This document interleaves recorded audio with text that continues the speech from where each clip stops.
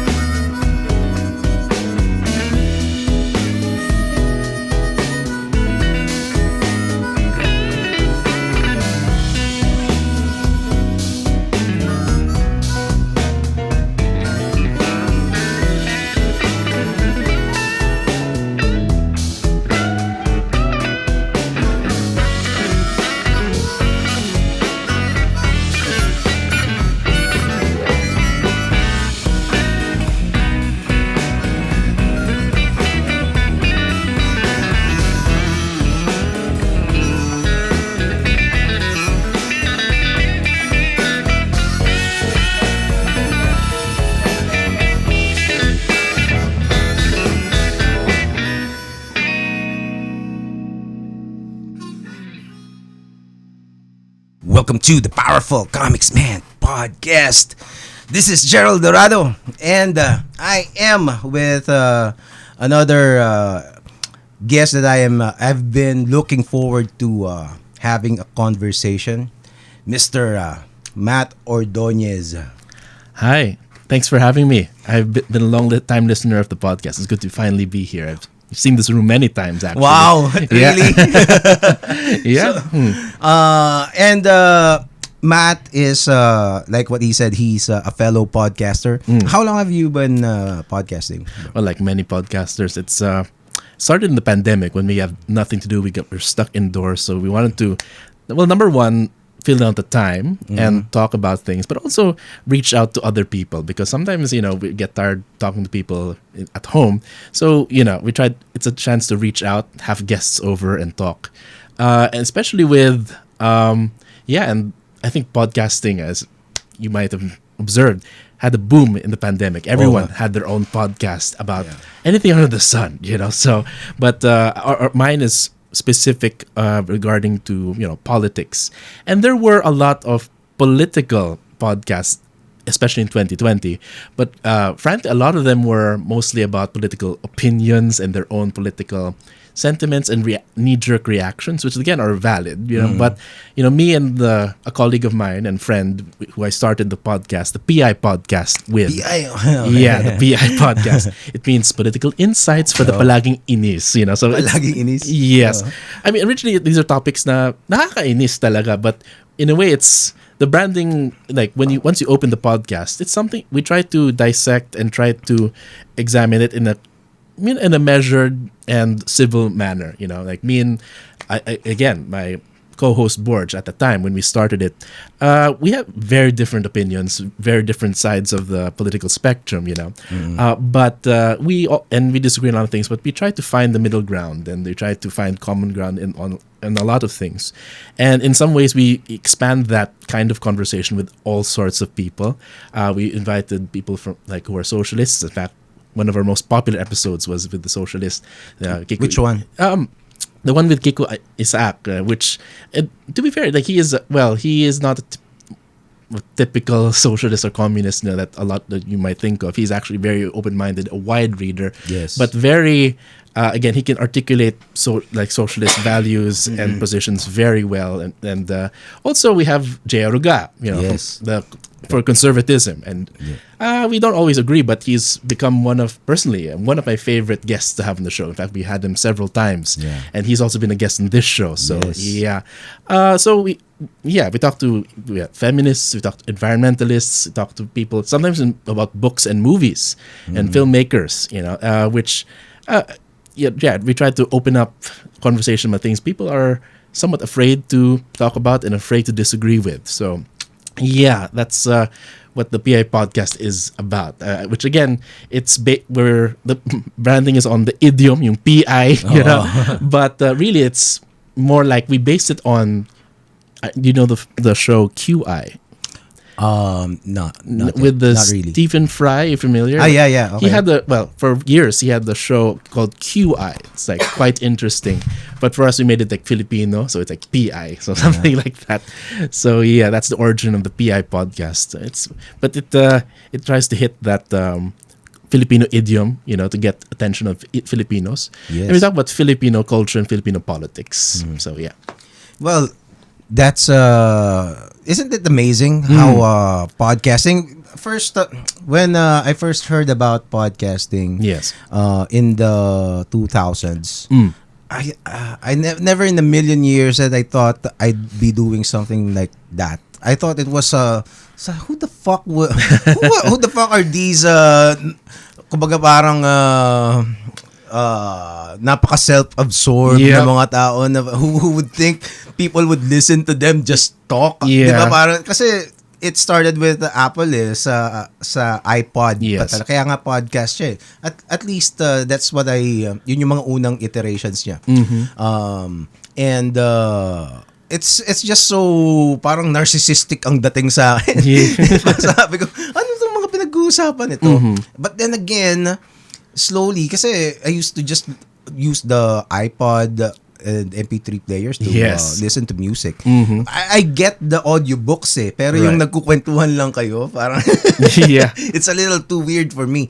But then again, when I quit my studio job as an artist, and I started working on my own, wala na akong madaldal kasi talaga ako So we used to talk a lot during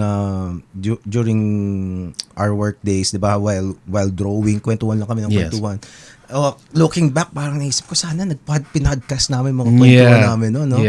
And then when I lost it because I resigned, ang naging alternative ko were YouTube videos. Wala pang Joe Rogan nun And then they came along. Doon pa yung mga mga self-help self-help gurus yung mga pinapanood ko noon, and documentaries. Ayun. So how do you think, 'di ba? Kasi especially I think politically, podcasting really had tremendous impact, not just to the world, not just here in the Philippines. Actually dito sa mamaya natin pag-usapan dito sa Pilipinas, kasi parang ibang topic 'yun Pero globally, in the recent election in the US especially, one of the great things daw na naka-apekto talaga was Donald Trump's appearance in the Joe Rogan podcast and his other podcast appearances. Yeah. What do you think about that? Oh, definitely. I was right there. I mean, it was a big deal when Joe Rogan featured Donald Trump in there, and a lot of commentators called it like the Joe Rogan effect, where, just by having him a guest, he exposed Donald Trump to like millions of his listeners, which are not just of Americans, but of around the world. So, I think you mentioned that there's this stereotype about podcasting, and podcasting is like, there's a low barrier to entry, which means you can be anyone. Yes. Anyone can have a podcast, which on the one hand, it's for good and for bad. For good is if you have something valuable to say, but sometimes there are people, let's admit, us men, we enjoy a lot of voices, but not all are created equal. We'd like to treat them as equal and fairly as possible, but some are just, mema. So yeah, which is, I mean, if you compare that here to the Philippines, I don't think, we have a growing community, certainly. And it's more and more people are, like, especially during the pandemic, a lot of people, there's a boom on podcasts, but in terms of voices, since the pandemic stopped, and we're outside, I think Philippine podcasts kind of contracted. There are only a few more. And so the ones that are really prominent are those that are, yung may pangalan niya, yung Walang Kwentang Podcast, yung kay Christian Esguerra, people who have been in the entertainment industry or in the journalism field. So I'm not sure if everyday podcasters like you and me have that much an effect, but I think it's an opportunity for people to find each other, that alternative voices, especially when mainstream media can be doubtful. I think it's difficult to connect that to the Philippines because mainstream media, quote unquote, here isn't as strong as it used to be, like the traditional media, especially with the disappearance of ABS-CBN.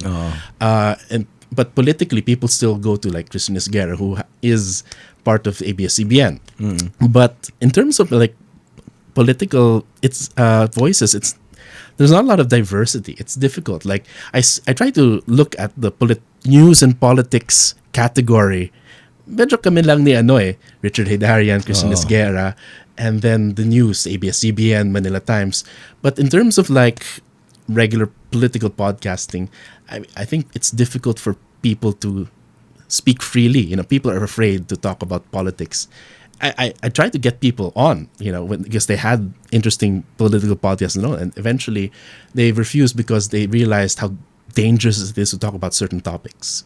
And so I think that's why podcasting is so popular in the US. It's because podcasting is an opportunity for you to talk about forbidden topics in mainstream media. It's just that maybe in the Philippines, people are still iffy, about podcasting. So yeah. Yeah, I think kasi I follow a lot of I tried to follow in the recent years how it is done here in the Philippines. Yes. Like political podcasting. It's basically, aside from the people you mentioned, after them it's non-existent. What happens is we have people like parang political vlogging ang tawag nila to siguro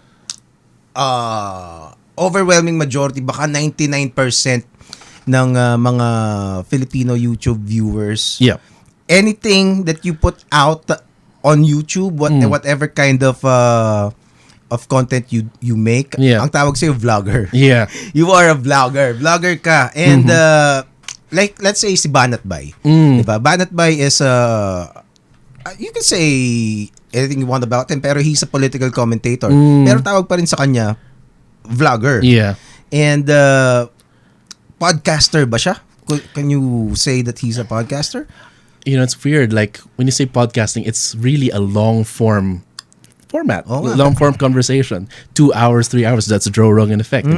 I think it's weird. I think Americans there's a need for that long form conversation. That's why people long to that. But I believe the Filipino mind might be different. Like they're actually looking for like small bite-sized pieces. So if you like what you mentioned, I think when you look at YouTube and TikTok, which are like 30 seconds and 1 minute. You know, a lot of people discuss things like I see some, and they're about parliamentarism, like federalism, charter change. I'm like, it's impressive that they're able to, you know, condense it into a minute. Because honestly, I can't do that. I teach political science for a living, and it's difficult to really do justice to each topic. But here, they're doing it like 1 minute or 2 minutes, and people are expected to make a judgment. So Yes.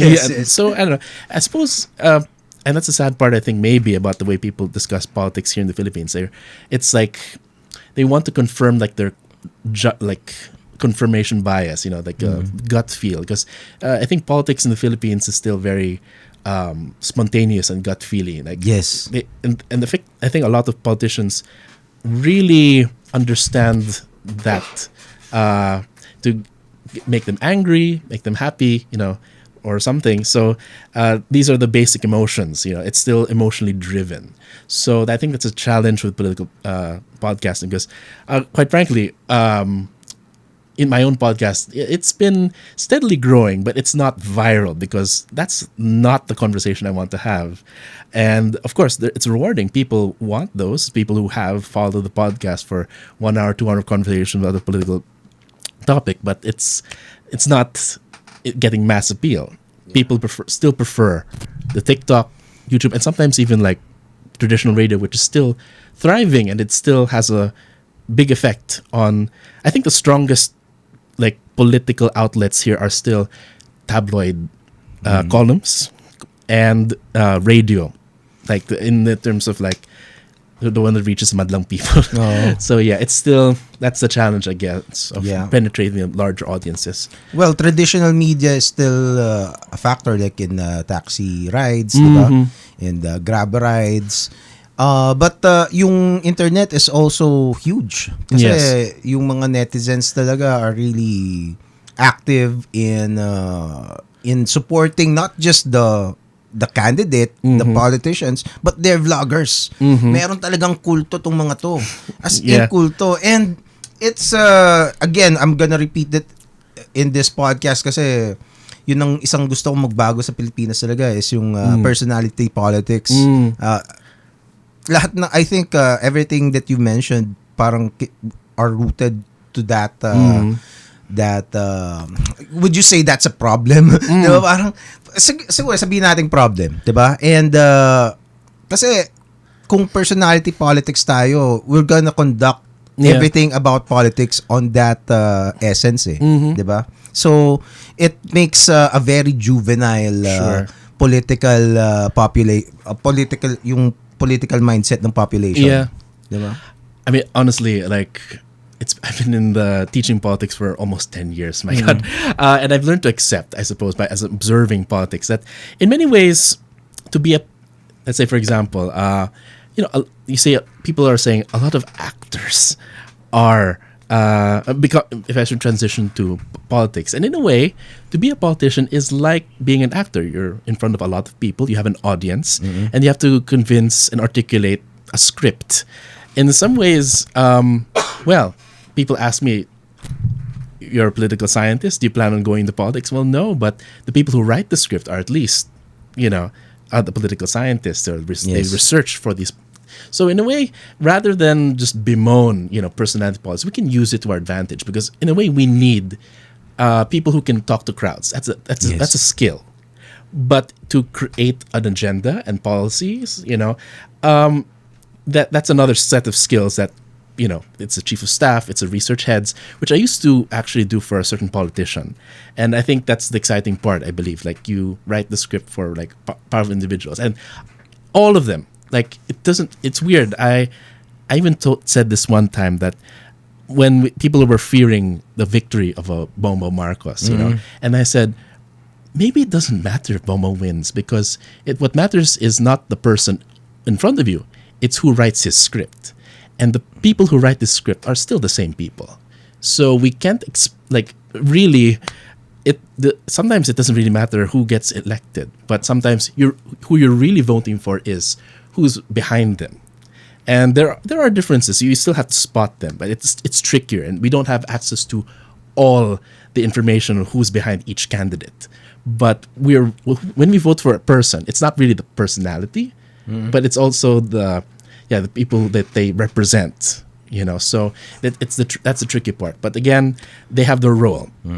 Actors and politicians are actors.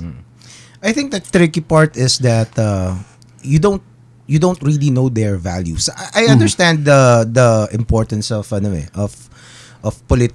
yung politician skills, yes. diba? Kasi not everyone can do it. Yes. Diba? And some people are just gifted dun sa kung ano man yun, yung magic na yun, like Erap, diba? Nobody can question the kind of charisma that he had to the masses when he was Erap. But then again, I think really the main problem in personality politics for me is the lack of identified stances, identified values of a politician, and kasi it makes it a lot harder for people to pick kung sino talaga yung para sa kanila eh. And I think it kasama rin kasi diyan yung I don't wanna call it illiteracy ng political illiteracy ng masses kasi we have our own politics eh. It's iba lang talaga yung mindset eh. Sure. But I'm not saying that we should abolish our established mindset because I think that's also part of the Filipino diaspora. Pero I think we can add yung tawag dito yung kasama sa thought process ng mga Pilipino yung values sa pagpili, and they understand the specific ideologies, political ideologies para mag-decide kung tama ba yung values na sinasaniban nila. Yeah. That's the weird thing. I think I agree with your observations and in that but I think the system, voting for representatives have conditioned Filipino voters to think in a specific way. And that, we vote for our saviors, our heroes, that they're the ones to do it. We need to pick the right person. But in a way, the way I talk about elections or voting is that you don't vote for your saviors, you don't vote for your king or queen, etc. You vote for someone who is able to represent you, and someone who is willing to work with you rather than work for you.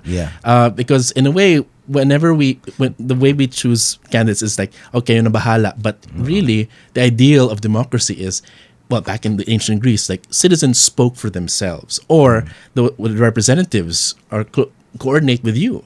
In some cases, I think that's the ideal of democracy. It's not just, it doesn't matter if that person is good or bad. We've been used to that, I suppose, that equation.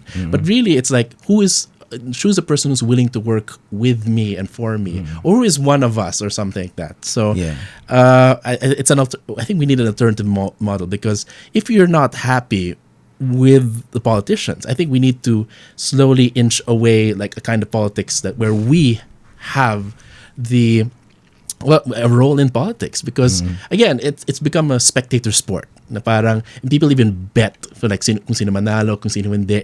Tapos kung matalo na kayo, tumahimik na lang kayo. I'm like, it's a zero-sum game. But really, we're even the day after elections, you still live together in the same country. So you need to work together. You need to continue. So in a way, I always say this again. People talk about voters' education and voting, but you're only a voter one day every few years. But you're a citizen until you die, every day until you die.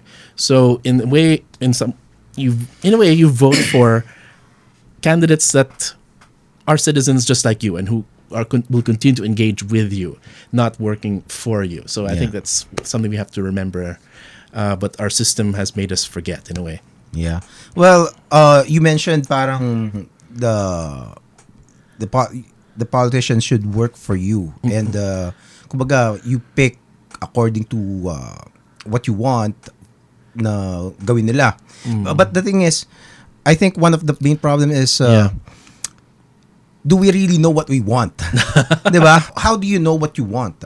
How does a regular Filipino person, diba, a regular citizen na na hindi talaga katulad natin na parang parang had the extra time to ponder about these things. 'Di ba kasi yung sinasabi ko kina Jay Aruga, parang tayo lang naman yung mga weirdo na naghihimay-himay nitong mga bagay nito. Most people, and I'm not saying we're above them. Right. It's just that that's their life. Yun yung ganun ang buhay nila Yeah. And I suppose that's in a way leads to my other core belief and my core vocation is as an educator. In a way, what education means, it's not telling people what to think, but in a way, encourage them to think. You know? And I think that's what we have to let people remember, because in a way, actually, my other love besides a political scientist is science is philosophy, and I always say I try to reconcile this. Is of course philosophy is a search for truth, but of course the stereotype of philosophy is it's just someone thinking by himself, that statue of the thinker, just like this. But in reality, I think at least what politics should be is not just isolated thinking, but thinking together as a community or as a people. In a way, that's. You ask how do we know what we want? We talk with one another. In fact, Aristotle said that we are political animals, and this has been discussed and interpreted. But what it really means is, if you look at Aristotle's The Politics, he actually says what makes us political is our capacity for speech. What makes different speech from like a barking of a dog or meowing of a cat, which are all expressions, by the way. Speech is not just expressions, but we use speech to decide or discuss what is good, what is bad, and what do we want. That's what politics is. It's not about, people would say, and I still have like colleagues in political science who teach that politics is about power, and whoever is powerful gets to decide what we want. In a way, that's what happened. In a way, we outsource our capacity to think politically to these representatives. Yes. To political dynasties, But in reality, we have to discuss together. We shouldn't just be isolated to us weirdos. We should all in a way be weirdos to think about these things. Like, anong gagawin natin tungkol sa mga pogos? O anong gagawin natin tungkol sa mga sa constitution or sa mga drug addicts or drug. We have to think about these things. Yes. So I suppose that's the bigger task. But the problem is, people, again, like what you said, don't have time kasi kailangan nila magtrabaho, which is, I suppose, the sad part is politics has become a privilege.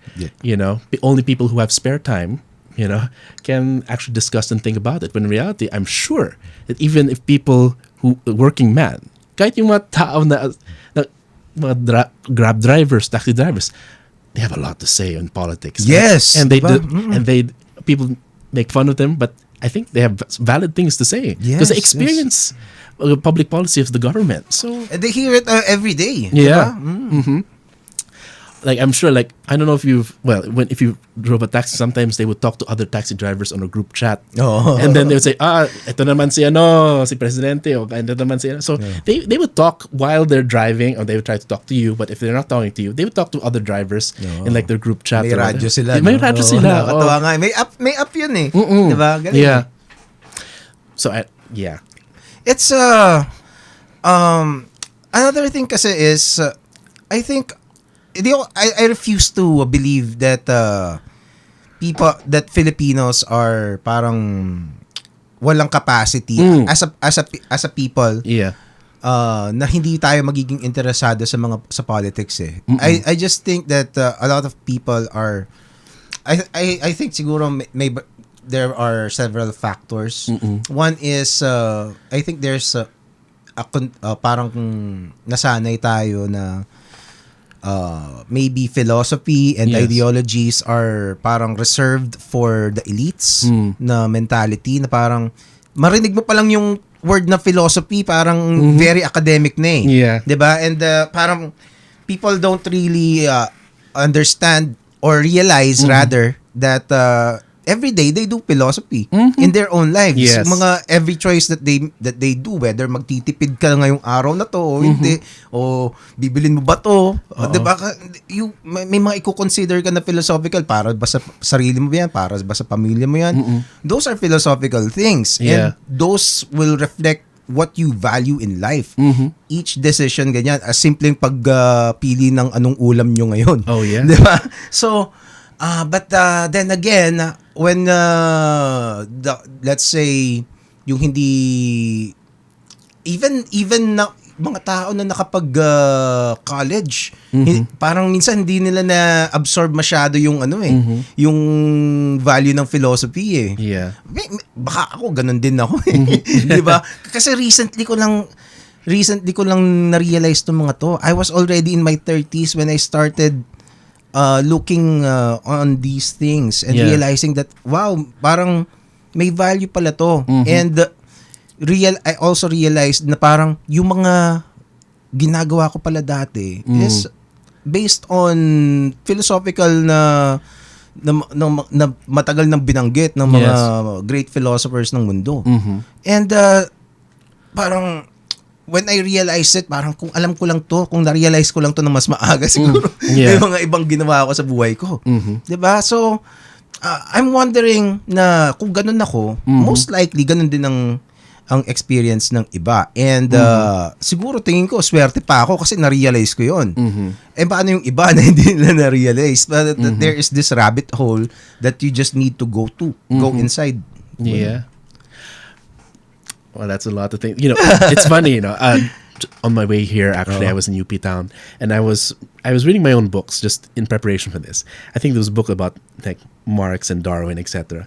And then the person that was like the barista there was looking at my book, and he was looking very interested. So ano po yan? Like, it's just about Marx, and parang may ganyan yung nanay ko. Like, and then we had a bit of conversation. So there is this kind, like even the common person, has this in a way hunger for something deeper in beauty.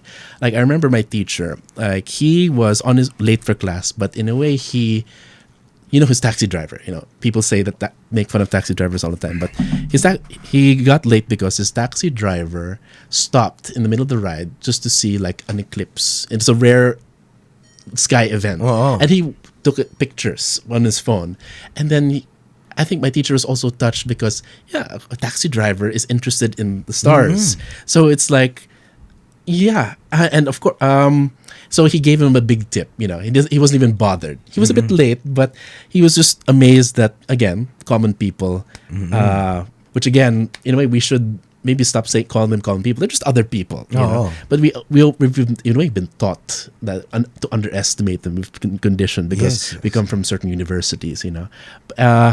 I don't, and so even like I've entertained people from China, and they overheard when they went to Luneta Park. So even the street sweepers were singing songs by Frank Sinatra. So it's like I think there's some wisdom of the common man, as you mentioned, that we have to discover that or enable that, but it's always there. In a way, that's why the humanities are there. It's not just for the elites, but it's the human search for beauty, and I think that's a common thing that we have to recognize and believe that, like, we all looking for things that are good. In fact, people who complain about recently the Metro Manila Film Fest, like even the masses would say, like napapagod na sila sa mga rom-coms or etc., and they hunger for something more. We have to in a way listen to that. So yes, parang the Filipino people had been belittled for too long. Parang it's kasi if you remember during the time nung nauso yung mga pirated na DVDs sa Quiapo, diba? Malapit lang yung school ko doon, so minsan pupunta kami doon sa Quiapo. Dami doon. Makikita mo yung mga pirated movies nandun kasi mostly mga masa naman yung pupunta doon eh. Makikita mo yung mga movies ni na Akira Kurosawa, di ba? Nandun yung mga classics na yung hindi ko nga kilala eh. Sabi, sino yung mga to? So makikita mo yung mga classics, mga gawa pa ng mga Pilipino nung una ni na Dinalino Broca, nandun And yung mga classics ng mga even sa US, sa Hollywood. And a lot of mga movies na hindi mo sasabihin pangmasa. And pirated sila. At binibili sila. 'Di ba? So, parang actually na ano kaya parang kay I heard this from Gerry Alanguilan na parang it's yung pag hindi ko maisip kung anong word May kumatok ba? Nakakatakot. Sorry, kasi Gerry Alanguilan? Gerry Alanguilan. The comic book writer? Yes. The one who wrote Elmer? Yes, you met him? Yes. Oh my God. He's actually one of the people that I consider as a mentor. Oh my gosh. I was part of his komikero group before. Yeah. Back in the early 2000s. Yun yung isang naalala kong sinabi niya na meron siyang isang blog post before. Ang title nun is parang teka lang. Wait. Sure. Sorry.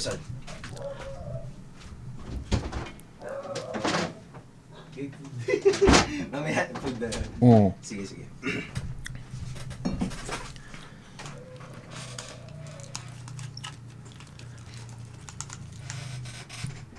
Cut ko na lang tong part na to. Sure. So, he has this blog before. Yes. Ay napaisip ako dito na parang ang title nun is something like a silent bigotry, something like that. I forget the exact words pero something like that. Na parang ang kwento ng blog post na yun is may narinig siyang kanta sa radyo before. Tapos gandang-ganda siya. Kasi hindi nagagandahan siya, parang inaantay niya yung kanta na yun sa radyo palagi. Yeah. Tapos later on, fast forward, na-realize niya na April Boys pala yung kumanta noon. Yeah. 'Di ba? Na parang baduy pala yun. Hindi niya alam na baduy yun. Tapos nakita niya lang na na kinakanta nung maid nila. Tapos sabi niya, tapos baduy pala yun. Tapos gusto niya yung kanta. Tapos ang ginawa niya, pinabili niya pa ng tape yung nahihiya pa siyang bumili ng tape mismo ng April Boys. I don't know if it's April Boys, but one of the jukebox bands in the 90s. And nahihiya pa siya na siya mismo yung bumili. Pinabili niya pa yung yung maid nila. Tapos sige, pag binili mo yan, pwede mong patugtugin kung kailan mo gusto. So, tuwang-tuwa naman. Kasi favorite din ng maid niya. So, parang, naisip niya, parang, nagbago yung paningin niya dun sa kanta. Gustong-gusto niya. Tapos biglang meron siyang, nalaman niya na baduy pala yun. Yeah. Di ba? Parang, I don't know. Yes. But that's the main idea of the blog. May mga sinulat pa siyang iba, hindi ko na maalala. Sure. But that's the main idea. Yeah. Di ba? Na parang, parang you'd think na the things that are consumed by the masses are somewhat parang beneath you. 'Di ba? Kaya nga bigotry yung sinabi niyang pinili niyang word 'di ba? Yeah. So yun. I'm reminded of course he wrote one of my favorite comics ever, Elmer. Right?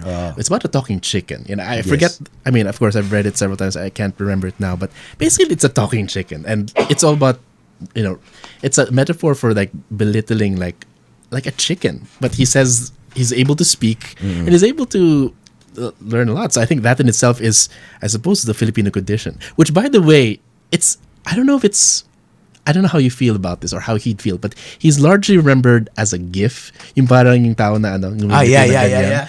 But very few people realize that he's actually a genius comic book writer. Yes. So I suppose that's one thing that maybe someone who's underestimated.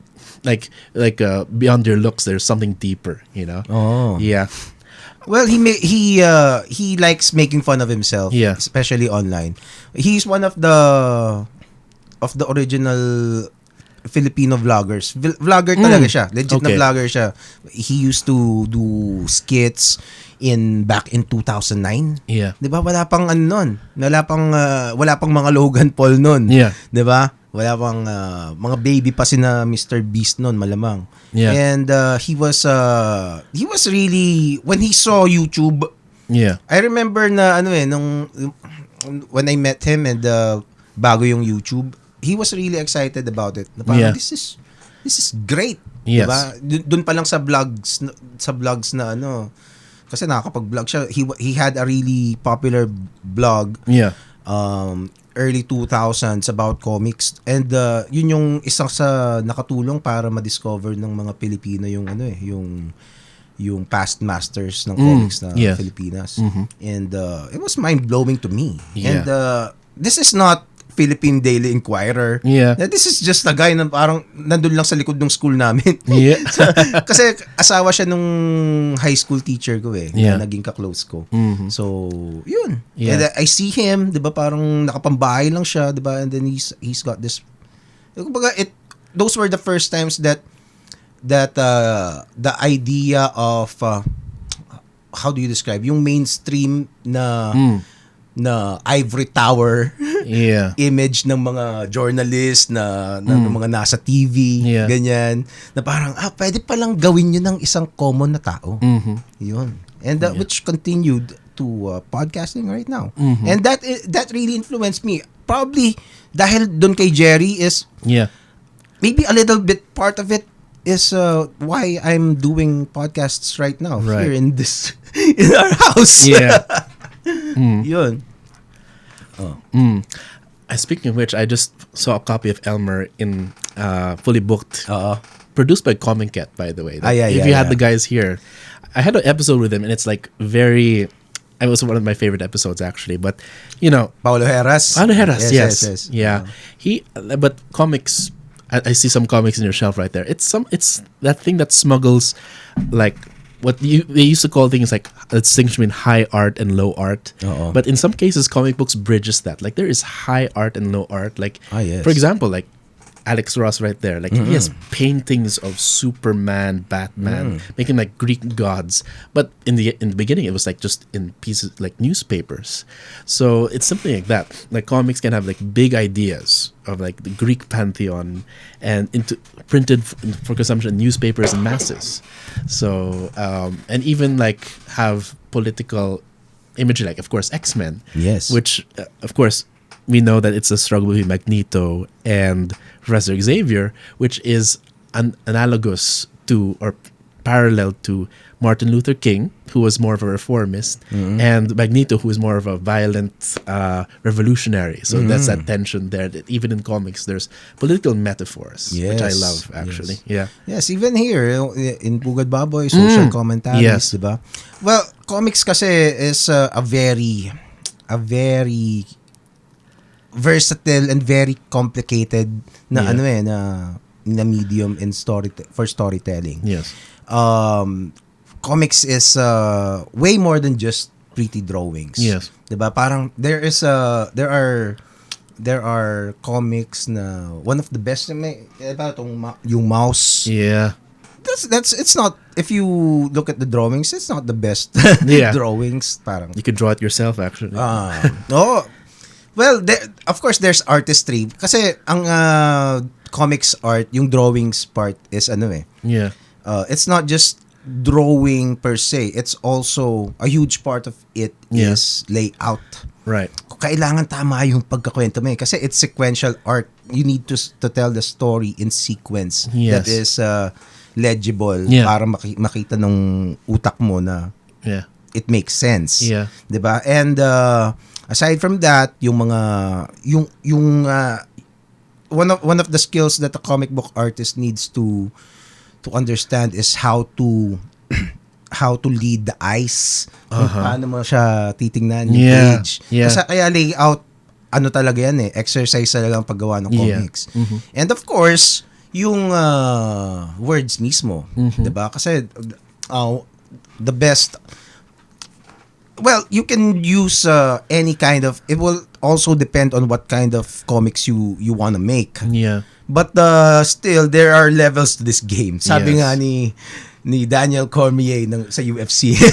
Kasi fighter siya parang there are levels to this game. If I am a black belt na champion wrestler and just come at me na walang parang you don't have the same credentials, you're gonna get fucked up. Ganon. So the same with comics kasi skill din naman yan So may mga tao, mga writers and artists that really elevated the art for me. Back in the 80s, people Yes. like Frank Miller, Yes. Neil Gaiman, Alan Moore. Alan Moore. Yeah, nandyan yun. Of course, yung mga you can't really say that they're better than let's say Charles Schultz. 'Di ba? So kasi yung sa Peanuts, parang kasi syempre mas komplikado yung Sure. kay Alan Moore. Yeah. Pero you can't really discredit Peanuts. Uh-huh. 'Di ba? Or other simpler na Shorter form. Oh, na They're kind of like the TikToks of comics back then, no? In newspapers. yes. Yeah. So, but then again, there are levels to this game na if you really understand it, you would be able to create for me, my personal opinion, the best form of comics. Or you can even kasi ngayon may mga nag-i-incorporate na ng mga VR sa comics. Virtual reality. Oh, hindi. AR pala, AR. Augmented reality. And Philippines-based yun. yung gumagawa nun. Si Pockets Full of Pills ang pangalan ng nila. And there are also experimental comics like parang ito talaga yung parang TikTok of comics. Yeah. Parang naka-fold lang siya na isang comic strip, isang page tapos fold niya. Yeah. It's a little hard to explain, and then tapos yung isa you can't buy the whole comics, you buy it by page. Yeah. Ganon. So it's kumbaga the comics medium is still, even until now, more than 100 years later, na when it boomed, it's still subject for tawag dito innovation. That is the greatest thing about it for me. Right. Like, in a way, it began like as a, let's just say, a mass media art, but there's eventually elevated into like high art, like Alan Moore. There's this course where I used to teach, it's called Great Works, where people taught like the great novels like Moby Dick, like what's that? 1984 by Orwell.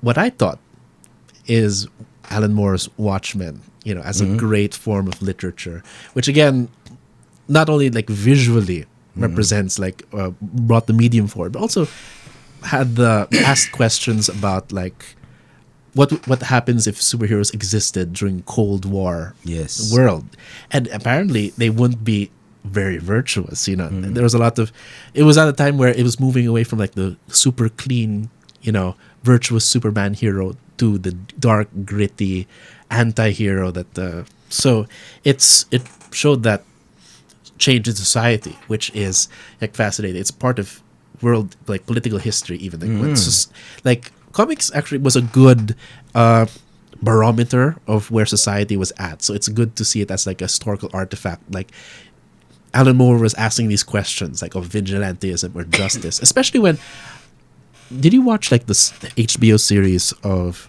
like Watchmen? Hindi ko na ano eh. Parang I was thinking na parang I don't want to miss but maybe I would maybe well, at least in terms of I kind of like it, but not everyone does. But I think one thing that the showrunners tried to imagine in the world after Watchmen is that, of course, one of the polarizing characters is Rorschach, who again was heroic in a sense, like he died in the quote unquote the truth, but at the same time, like Alan Moore said, he represented, like he didn't make him to be a hero, and yet people loved him. So that's one thing that was beyond the author. And so what happened in the sequel series was that there became a cult of Rorschach afterwards. Like he left behind Rorschach's journal, and when people read about the events and the truth, it's like everyone was like a Rorschach pilled or something. So I suppose that's the nature of of politics, even like when people see like get forbidden knowledge, and they sometimes it would create a counter current. In a way, that's what podcasting is. That's what's seductive about it, when you're able to package yourselves like, media's lying to you, but we have the truth. It's something that's hidden. Like, you have to make it hidden. So that's the seductive part of politics, which could be dangerous. Like there are some podcasts that are that have dangerous ideas. But also it gives you a bit of isolation. Like I have made mistakes on my podcast before, but so like what? no, but at least then we can choose to in a way correct ourselves, without being overly censored, because a lot of times actual TV shows get edited by editors or censored or cut, but at least that's the part of podcasting. You have to hold yourself accountable. Yes. I'll give you one example. Okay. There was a listener's question. They were asking, legit ba yung mga surveys? Kasi ang nakita nila, palaging talo yung kandidato nila. So parang legit ba to? And then my question was, my answer to that was, well, yes, in a way, but it's only one of many information, sources of information. But certain people took issue with that. With surveys, the survey it's as if we were belittling surveys, and we discussed things incorrectly. So we made a correcting episode 45, where we talked to an actual survey and how valid it is. So basically, what I learned there is, before I say something, I always refer to real experts. I have advanced degrees in political science, but I'm not an expert in all the avenues of political science, so I have to refer to the community where I can't speak on it. And I think that's part of the mission there, is to give platform to things that I cannot fully explain myself, people who are experts in things that I am not in. Yeah. Well, my approach is I'm just an illustrator. I am an artist. So kaya nga Komiksman yung ano. You can call me a comic book artist, but mostly advertising yung ginagawa ko sa ngayon. So I'm in no way an expert about politics, about I wouldn't claim to be an expert in philosophy. I can claim as an expert in drawing. Diba? Yeah, that's as much expertise na pwede kong i-offer. And even there's a lot of things for me to learn. And but I think podcasting kasi, the same thing with Joe Rogan kasi. Si Joe Rogan talaga yung, sabihin na natin na talagang inspiration nito. Kaya nga the Powerful Komiksman podcast to, kasi it's yung ano niya is powerful JRE. Yun yung isang words, the buzzword doon sa show niya. And that's my homage to him. Etong even him, he's just the Fear Factor guy. He's just the UFC commentator na stand-up comedian.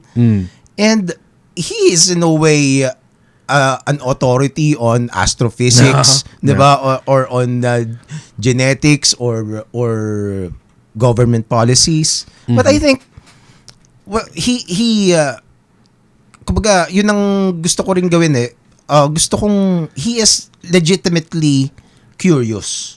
He is very curious, and he has the ability to invite guests, especially how big his platform nowadays is, diba? So people from different expertise can come to him and then allow them to speak. Kasi parang who would CNN give an astrophysicist time of day or let's say yung mga health experts niya na, 'di ba, mga nuclear medicine people, 'di ba? How much time are they gonna give him to speak on mainstream media? Siguro sobrang haba na ng 10 minutes. 'Di ba? But then you got Joe Rogan who can give them 2-3 hours to discuss yung mga deep dives nila and explain the nuances. Yung nuances ang importante So yun. But I loved about Joe Rogan, and I'm an avid fan of him as well. You know, but I don't know if I can replicate it. I do want to replicate it actually, since I've been trying to get different kinds of guests as well. Is that how he also disagrees? Like on the one hand, you said that he really listens, that he really lets the other person speak. But he also, when he is being, for example, in a way bullied, like for Neil deGrasse Tyson. Oh. His diba? Yeah. In a way, he's looking down at Joe Rogan. He was talking down to him. It's like no. But in some ways, I do want to, that's the ideal of podcasting. You're allowed to disagree. And in some cases, even myself, I don't know if I'm also medyo nahiya ako mag-disagree sa mga guests ko, even though I really like there are some guests, I won't say who, but parang naiinis na ako na parang no. But I think I suppose that's in a way we should all learn, and it's a good way to demonstrate how to deal with people with disagreement. That's like episode 3 in our podcast. But here, I don't know about you, but have you ever had a guest that you disagreed with? How do you handle it? Because it's tricky. You invited them, and then all of a sudden they said something like really different, and like. Well, I had some debates here on the podcast with sa akin kasi hindi ko I don't push it na maging, kumbaga, hindi ko talaga goal na maging combative. Yeah. I don't want the conversation to be combative at all. Yeah. I just want I ask questions to show how this person thinks. Yeah. Kung bakit yun ang pinapaniwalaan nila. Mm-hmm. And like let's say we had several tawag dito, debates about God. Dito, parang I'm just trying to make you understand this is how I think. Yeah. Do you see it? Ganon. Yeah. Yun yung this is how I see things. Sure. Can you at least try to see things in my perspective? Yeah. Diba? And sometimes they would, sometimes they don't. Kasi, first of all, I will try to see things kung paano nila nakikita in their own lens, 'di ba? Yeah. And then after I think na nagawa ko na 'yon, kung naiintindihan ko na, kasi tatanungin ko ulit siya. So what you think is ganito, tama ba ako? Yeah. If they agree, edi nagets ko na kung saan sila nanggagaling, 'di ba? And then I will offer my perspective naman and see if they are open to it. Yes. 'Yun. So I just noticed that in a way, I don't know. I think for a lot of us, it's difficult to handle that disagreement, even especially when you're the host. No, you have to make sure that they feel respected since you invited them. You don't hang them like, even though you can. And there's some that I can't do that since they're too smart for me. Or other times where it's the reverse. Na parang, but there's that patience. In fact, it's a good exercise when you deal with people like in Filipino culture, because I just noticed that in maybe you can disagree with it, I don't know, but our culture feels a bit, it doesn't deal with disagreement very well. Like Filipinos take disagreement too personally, na nanggalit ka agad kapag like, well, like what I love, at least with the podcast sphere, is that they have this thing called steel manning, wherein you try to understand the other person first, like, is this what you mean, like in the most charitable, and make it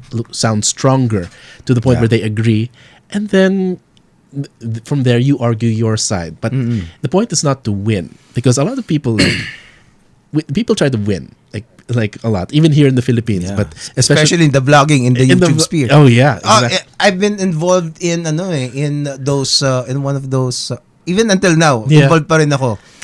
Although I try to lie low kasi as respect to my guest here na kasi let's say in-invite kita, tapos makikita mo yung mga ibang basura na nangyayari sa channel ko. Yung iba nga hinide ko na muna kasi parang another thing is yung mga haters kasi nila nare-recommend sa kanila yung channel ko, and they would just go to dislike, diba? And they just go and hindi naman nila papansinin.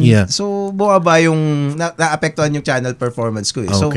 So ngayon may mga channels dun especially ngayon, mainit ngayon, sabihin ko na, sina Nico David at si mga gago. Ewan ko kung kilala mo yung mga yon. Anyway, yung mga, at saka dun sa kabila, kinalibayan. Kalaban kasi namin yung mga yun. Nakampi ko si Nico David for some reason. Anyway, etong ganun nangyayari. Parang, nakita ko dun sa analytics ko na yung mga audiences ko galing doon. Oh. Hindi naman wala naman silang paki doon sa sa mga pinag-uusapan natin eh. Sabi ko parang as a strategy, hindi ko I wanna try parang getting viewers from other channels.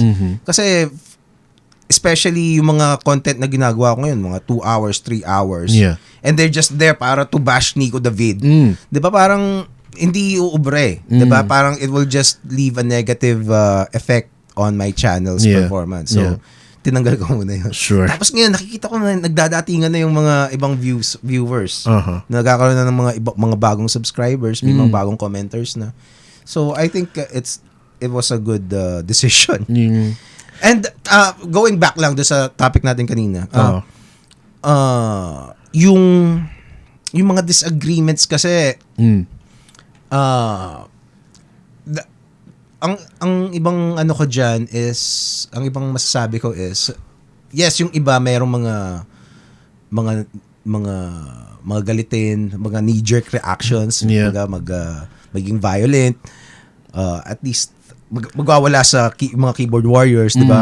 Pero meron din naman kasi, especially when you're talking personal interactions. Right. Parang timid naman sila. Parang hindi sila masyadong kumbaga parang kikim-kimin lang nila kung ano yung asar niya sa iyo. Yeah. 'Di ba? So those are typical Filipino reactions. But I suppose mas malala yun dito sa atin kasi yung ibang cultures would speak up di ba? Although hindi din naman bago sa kanila yun. Right. May mga timid at saka mga knee-jerk reaction people din naman sa kanila.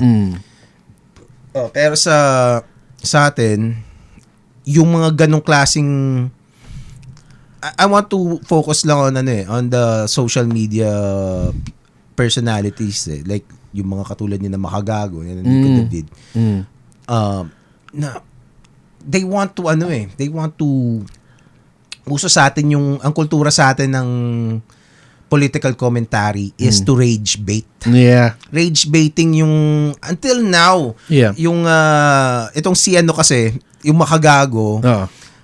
Siya yung disc king supposedly from 2016. Oh wow, okay. Ngayon medyo humina na siya kasi long story. Yeah. Well, long story na basura naman talaga. Kaya wag na. Sure. Ito ang kalaban niya, si Nico David, siya naman yung debunker. Yeah. So, this king versus debunker. Oh, that's nice. Tapos ano bang pinag-aawayan nila? Pinag-aawayan lang naman nila yung mga kumag na nagba-viral eh. 'Di ba? Yung mga let's say sina Aura, mga ganyan, yung sina Rendon Labador, yung mga ganong tipo ng mga issue lang naman ang pinag-uusapan nila. So parang na they themselves are clout chasers. 'Di ba? So it's very, I think they try to give a deeper analysis. At least si Nico David tries it. Yeah. Si Makagawa kasi wala, nagmumura lang talaga yan eh. si Nico minsan gagamit pa ng science yan. Pero they never really go as deep as let's say yung mga Joe Rogan conversations, mga Brett Weinstein, mga ganyan. So it's yun ang isang wala dito sa tawag dito sa content creation sphere ng Pilipinas. Yung I don't know if you're familiar with the intellectual dark web. Oh, I love them. Diba? Actually, yeah. Diba yung intellectual dark web, that is my dream to have something like that here. Na parang sino? Kasi ako, alam ko tanga ako eh. Diba hindi naman ako pwede dun eh. No, kumbaga parang I can't of course I'm not hindi naman talaga ako tanga per se talaga. Pero I know that there are people here in the Philippines that is much more qualified than I am. It's just that they're not, I don't know where to find them. Yeah. Or basta wala sila sa position where they can influence positively the population. What do you think about that? I don't know. Well, for one thing, I'm just reminded with what you said, like about the like dissers and all that. The tribalism in the Philippines is still reflected here. Like, people wonder again. There's this one article that said that ang dami actors na tatakbo sa in politics. But the weird thing is that it's not that strange because number one, politicians in a way are actors. But number two, the way that they build support is to build things like, for example, Bill Manyans and Noranians or something. Like they pick a leader and they form their identity, like a tribe around that. So it's become that. And people now call it stan culture, but I think like they stan BTS or they stan this, and they would defend their stand and attack anyone who disagrees. So that's in a way, I suppose. Well, that's the political reality of like tribalism in politics. So they do politics to win, not to find the truth. Yeah, in a way, that's the point of, I suppose, when you say, at least with the intellectual dark web, they really at the beginning, because let's be honest, like right now, I think watak na sila. Like it's a bit of a dead thing, because I think more of them became more interested in their own brands or their own thing. But because at the beginning, they just tried to figure things out. They tried to find the truth. They're not here to gain points or gain followers, etc. Like they're just there to have the genuine discussions, and I feel free for that. Like hopefully we can like build something out of that. Yeah. But at the end of the day, like if we figure, like if we're looking at numbers and followers, etc., or trying to win or trying to beat someone, then I don't think we will. And I think it's deeply ingrained because I suppose I hate saying this, but this thing called crab mentality, which again I don't think it's a Filipino thing. People were taught that it's a Filipino, but it's like there's tall poppy syndrome, like even in Japan or in America or in Britain. It's present in all cultures. It's human. Diba? Human culture, yung maiinggit ka. Diba? So hindi naiinggit yung mga Amerikano, mga Pinoy lang. Diba? Yeah. Anyway, yeah. So I don't know. That's where, I mean, going back to again what politics means. In the end of the day, people are trying to win, but rather, in a way, we should. It feels like that because when people put politics and science together, it seems like an oxymoron because politics, in a way, is like I call it a pageant of like prophets. Na parang ako ang may katotohanan, lahat sila makasalanan, etc. And then you build your religion, build your own cults. Listen to me. Yeah. But at the end of the day, like if you go back to the ancient Greeks, politics is built on like consensus and agreement. So it's built on like, that's why I love at least with Jordan Peterson, at least. On the one hand, like he has his limitations. I had a phase with him and then I grew out of him. But one thing I always remember is that you always assume that the person you're talking to knows something you do not. Yes. That's one of his 12 rules of life. Yeah, I see a copy of both his books actually. But I think it's one thing that I, in a way, pick. I don't emulate all of it, but I think that's one rule that I follow is that you always assume that you can learn something from another. That's why I love podcasting. I think that's one thing that podcasting should train. Yes. The people to be excited to learn from another person, I mean, it's one thing to like, you don't preach to your guests because you invited the guest because you want to talk to them and hear out of them. But at the same time, you don't just stare at them, and like, or let them talk for like, so yeah, it's a bit of a give and take, an exchange of energy. And that's, in a way, that's what politics should be. It's not win or lose. It's like it's about consensus and compromise. Yes. And people forget that, so. Yun yung isang thing din kasi is yung long form. I think Filipinos just need to discover it Kasi nakakatagal naman yung mga tao sa mga let's say katulad ng yung mga rants ng mga sinasabi ko kanina.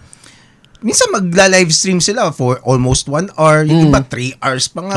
Natatagalan naman nila Pero iba lang talaga yung nila, yung interest, 'di ba? And this is one thing that I observed kasi while being involved in these kinds of internet dramas, I had the chance to observe how the netizens react eh. Na parang paano nakukuha ng mga vloggers yung puso nila. Kasi dun sa it got really messy na may mga nakasuhan na eh. May mga nakasuhan na. So, ito isa pinaka nawawawa ko eh.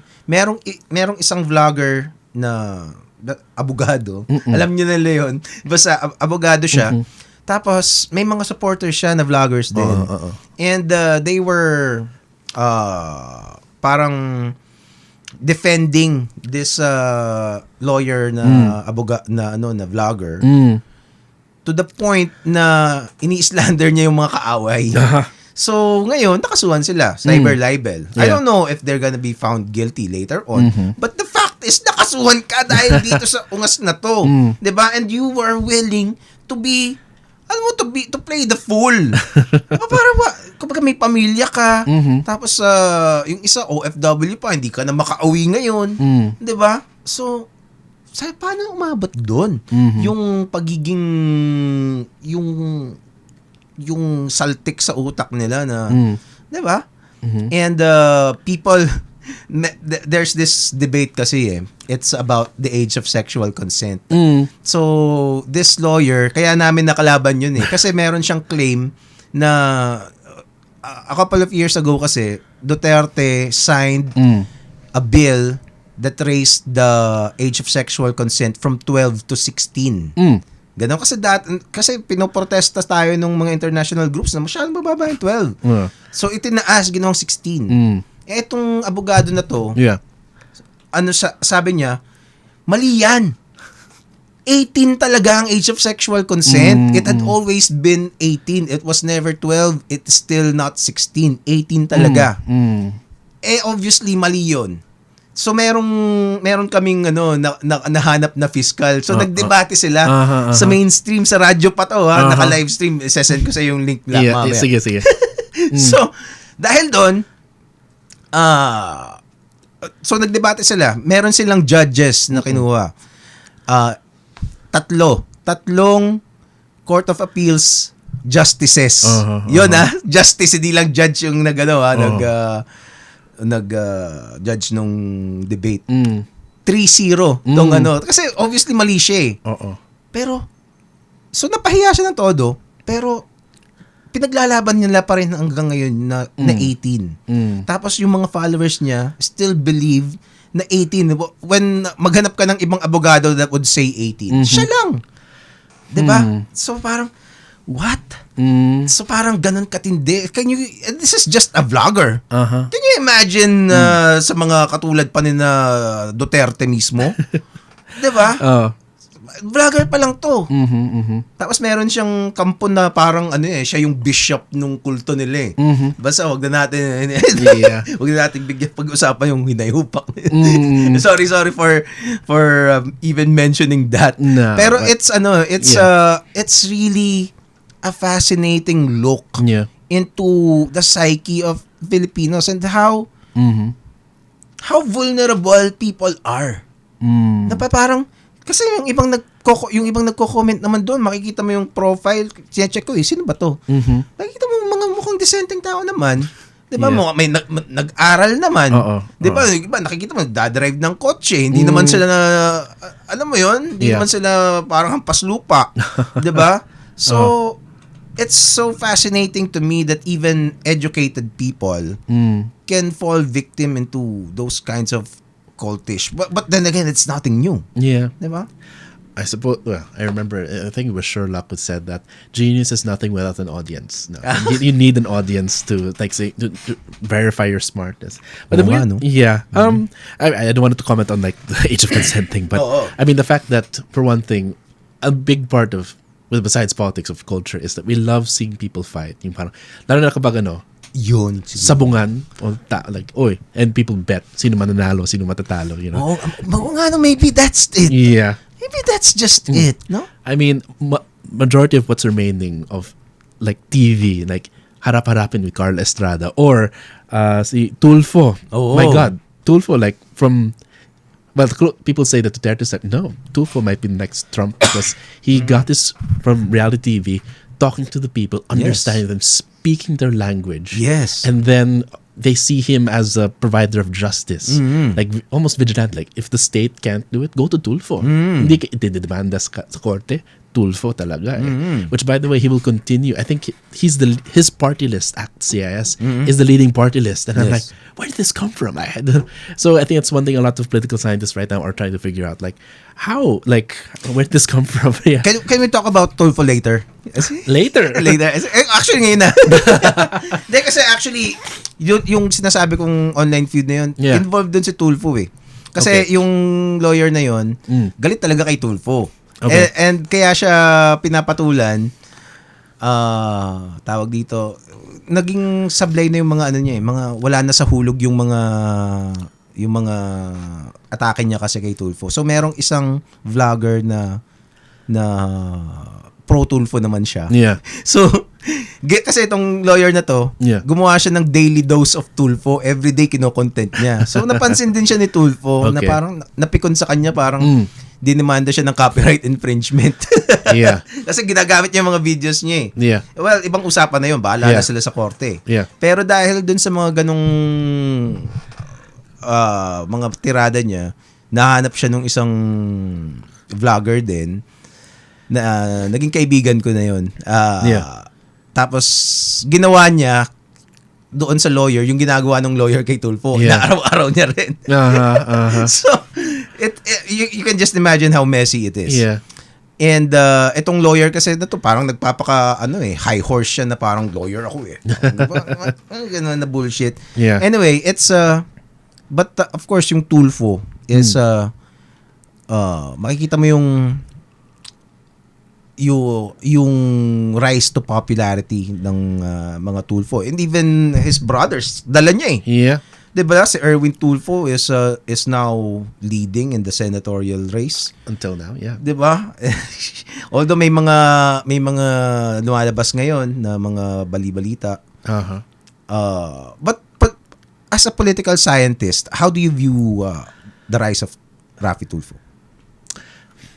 Well, I think certain studies are still being conducted, so we don't have definitive things. But I think the classic explanation is, of course, the need for. I mean, going back again, you mentioned that people can have long form content, 1 to 2 hours even, as long as it's in their language. And I think the most important thing is, Tulfo speaks their language. Well, hindi lang sa Tagalog but I remember there's a study, and I think I was wondering because, for one thing, even as a student evaluations, people find me intimidating. Why am I intimidating? It turns out the best way to communicate with people is Taglish. It's if you're straight in English, people think masyadong matalino. Same thing with straight Filipino. You have to mix it up a bit. It gives that informal feel. You need to be intentionally imperfect. You have, And I think Tulfo wala siyang ere ng he's educated, but he doesn't speak like an educated person. He speaks the language of the masses. He makes them feel heard, makes them feel seen, and I think it's in terms of, I suppose, he gives them a sense that they were heard and there's action. He's a man of action, and now I think I haven't studied his record as a senator, but I don't know if it's translated well as institutional power. I think that's the limits of institutional power, because you still need to play the rules of old politics in order to do anything as a senator, which is weird also a bit, because although another person, Robin Padilla, who also speaks the language of the people, who nagkaraoke siya tuwing may campaign, di ba? Kumakanta siya. But he's not doing too well as a senator. He proposes a lot of things like federalism, but lahat palpak kasi parang he still doesn't play the institutional game. So I think on the one hand, yes, Tulfo and Robin Padilla are both very popular, highly popular, but in terms of political effectiveness, they still do not have that institutional power that's necessary to make laws, to make action, like government action. So I think we have to temper our expectations a bit, but they can, they can eventually, potentially, have access to, if he were to run, because sila ni Sara Duterte yung kalaban, di ba? Oo. So that's the thing. I think there, at least in the Philippines, people say that we have weak institutions. There's still a layer of like protection from like populists and in the same way, like also American institutions in a way protected like from Donald Trump's insanities. He still has to work within the institutions, so we can't count that out. He's still within the Constitution so far, for the most part. Yeah. Well, can you reactivate the Sure. Okay, so one thing that I was pleasantly surprised about Tulfo kasi yung criticisms naman ng lawyer na sinasabi ko kanina. Tingin ko may punto naman siya. Yeah. He just really went off the rails later on. Yeah. Pero may yung mga criticisms naman kay Tulfo, like yung parang criticisms dun sa show niya, dun sa Raffy Tulfo in Action, Right. 'di ba? Na parang hindi naman talaga yan na kumbaga parang exploitation ng mga guests, mga ganyan. O sige, parang you can pwede mo naman valid criticisms naman 'yon for me. Pero when he became a senator, parang actually nagulat ako na parang he was tingnan mo isang pinopropose niya is yung availability ng anti-venom sa mga rural areas. Sinong 'di ba? That is so masses, that is so ground level. Sure. 'Di ba? Na parang parang I wouldn't expect Cynthia Villar to come up with that proposal. 'Di ba? So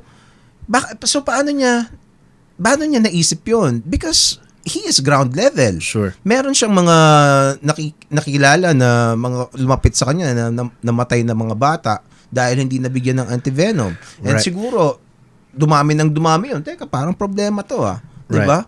So, that's one example na para sa akin, like, especially dun sa mga OFWs, I think dun siya pinaka-effective Kasi sa dami ng OFW na nagrereklamo sa kanya, he knows the problems ng OFW. And siguro dahil dyan, napag-aralan niya yung mga foreign policies na required for that. He may not be an expert na parang tawag dito, diplomat level, pero he knows a lot of things already about them. So yun.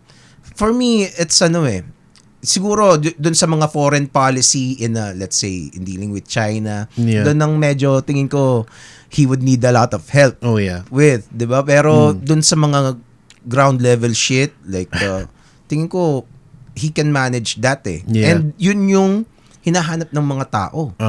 And actually yun ang tingin kong hinahanap ng mga tao sa mga Duterte pero Duterte is ibang ikaw.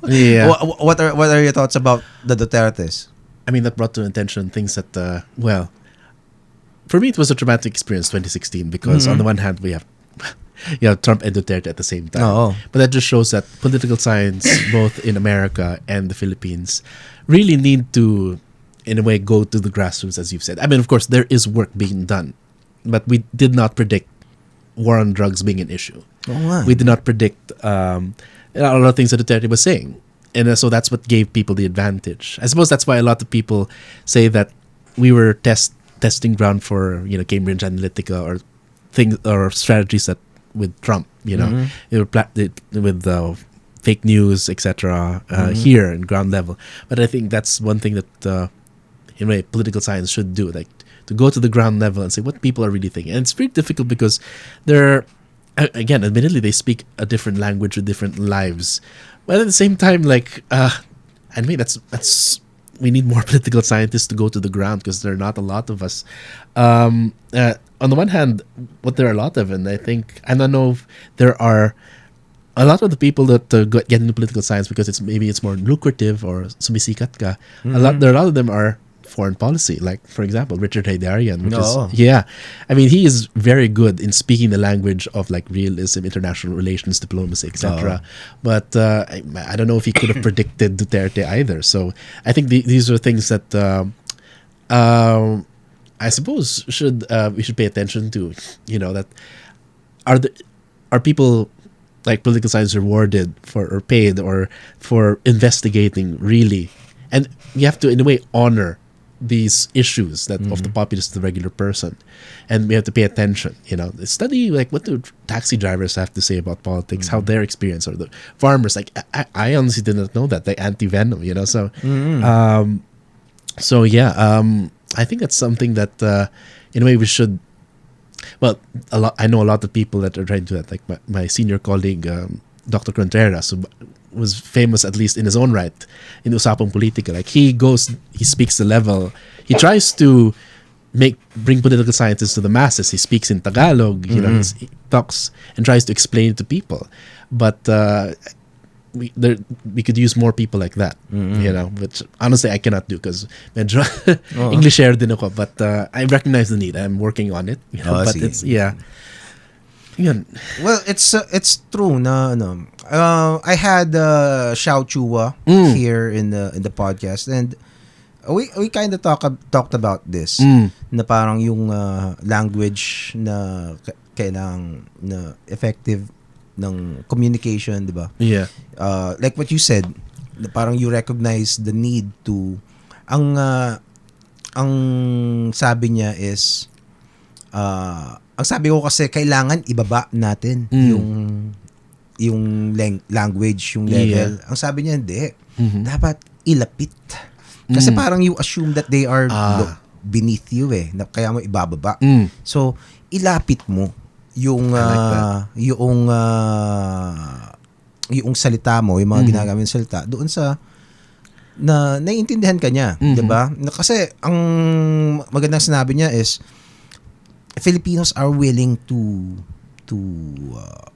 learn, and dinispute niya yung sinabi ni Ambet Ocampo na sabi kasi hindi niya pinangalanan si Ambet pero sinabi niya may mga nagsasabi ng Rizal wrote extensively for a country that doesn't read. Sabi niya. May quote na ganun si Ambet Tapos sabi niya hindi daw kasi Filipinos read. And ang siste lang ano yung binabasa nila. Kaya makikita mo sa mga jeepney, meron silang mga dyaryo diba? Nandun yung so nagbabasa lang ano yung binabasa na mga abante, mga tabloid, 'di ba? So sabi niya kaya niya raw pangarap na magkaroon ng column sa Abante. Kasi yun ang masa, yun ang gusto niya maabot So nagawa naman niya, nagkaroon siya ng column sa Abante. And he tries to communicate in a manner na maiintindihan ng mga mamayan, ng mga regular na Pilipino. Kasi para sa akin, if you lalo na in the past years, nauso yung pag may issue parang pagandahan ng essay sa sa Facebook, 'di ba? Ang haba. So may essay writing contest na naman, 'di ba? So ako guilty rin ako, nagki-participate din ako sa ilang ganun, 'di ba? Tapos pagalingan kayo ng mga English. At least that's how it felt. I know a lot of people who wrote these things were really naturally English speakers. Yes. So at saka even I naiintindihan ko yung mas madaling magsulat sa English minsan 'di ba? Especially pag nagta-type ka lang. Pero minsan kasi meron kasing mga OA yung mga words na ginagamit, let's say yung mga words na misogyny, 'di ba? Parang you can use it if pag ano yung misogyny, 'di ba? Kasi alam ko 'yan kasi ganun din ako dati Hindi ko nga alam kung ano yung capitalism na sinasabi nila yung pag nakakakita ako ng mga nagrarally. Ano ba yung capitalism? Basta ang parang masama 'yun. Base dun sa sigaw nila. Masama 'yun. Tapos may mga mga businessman ganyan. Yun lang ang hindi ko talaga naiintindihan kung ano yung capitalism. Kung ano yung mga ibang words na ginagamit nila, yung sa mga bureaucratic na mga terms, di ba? And I recognize it. Ako, naisip ko, kung ako hindi ko alam yun, nag-aral na ako. Yeah. Di ba? Malamang di rin alam nung ibang less privileged than I was. So, yun. I mean, that's the weird thing, my co-host actually, it was an early project. We tried to make a video series about like political concepts like the state. So we tried, tinagalog namin, ginawa natin PI Eskwela. So like 5-minute bite size. What is the state? Ano ba yung gobyerno? Ano ba yung politika? But the problem is, unang-una, nahirapan kami kasi parang ang hirap Tagalogin. So in a way, that's why we have to, properly translate in Tagalog, how to explain these things.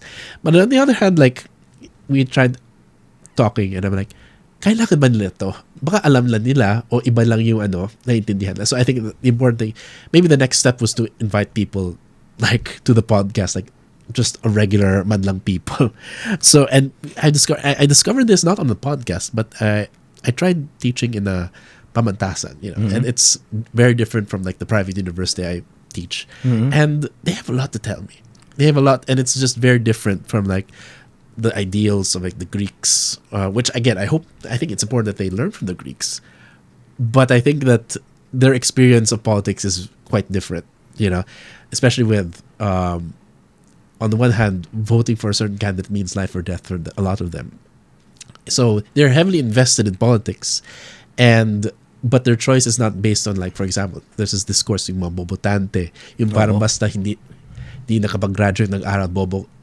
Or like binoto nila dahil bobo or something. I'm like, no, it's just that you have to ask them, ano bang kwento nila? Bakit? You have to be willing to listen to them. But it's weird because honestly, I don't know how well podcasting has limits, and I don't know how many of these people actually listen to like podcasts. I mean, YouTube, Spotify are like largely middle class, although more and more people are listening to the podcasts. Like, it's still very much it doesn't penetrate to like mass audiences.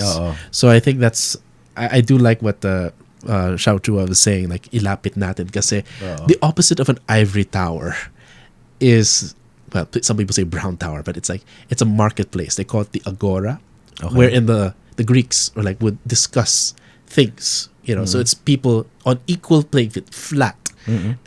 So mula Torre to Palengke, that's the title of a book, So yeah, in the Filipinos, they try to say about education. So it's not about having an ivory tower where you learn about these high things, but you discuss like politics is discussing everyday things, like how will we eat, how do we use these things, how do we defend against invaders, how do we what rules do we have, how do you settle disputes, kung may mag-aaway, sino magbibigay ng hustisya, di ba? So apparently that's Tulfo, but I don't know. At least I mean, that's why. In a way, he provides an avenue for justice that is not accessible because I think the courts are overcrowded. And one thing that was shared by Dr. Contreras when he filed a bill to disqualify Grace Poe, but during that experience, he learned that the Supreme Court actually, I don't know if this is still true, but this is 2016. He was required to file his case using a floppy disk. A floppy disk. Talaga? Yeah. Like, it's not a CD or a USB, a floppy disk. So that's how outdated the Supreme Court might be. Again, this was in 2016. I don't know if that's still true. But in terms of like the administration of justice, it's quite slow. So rather than go to the courts, they go to Tulfo.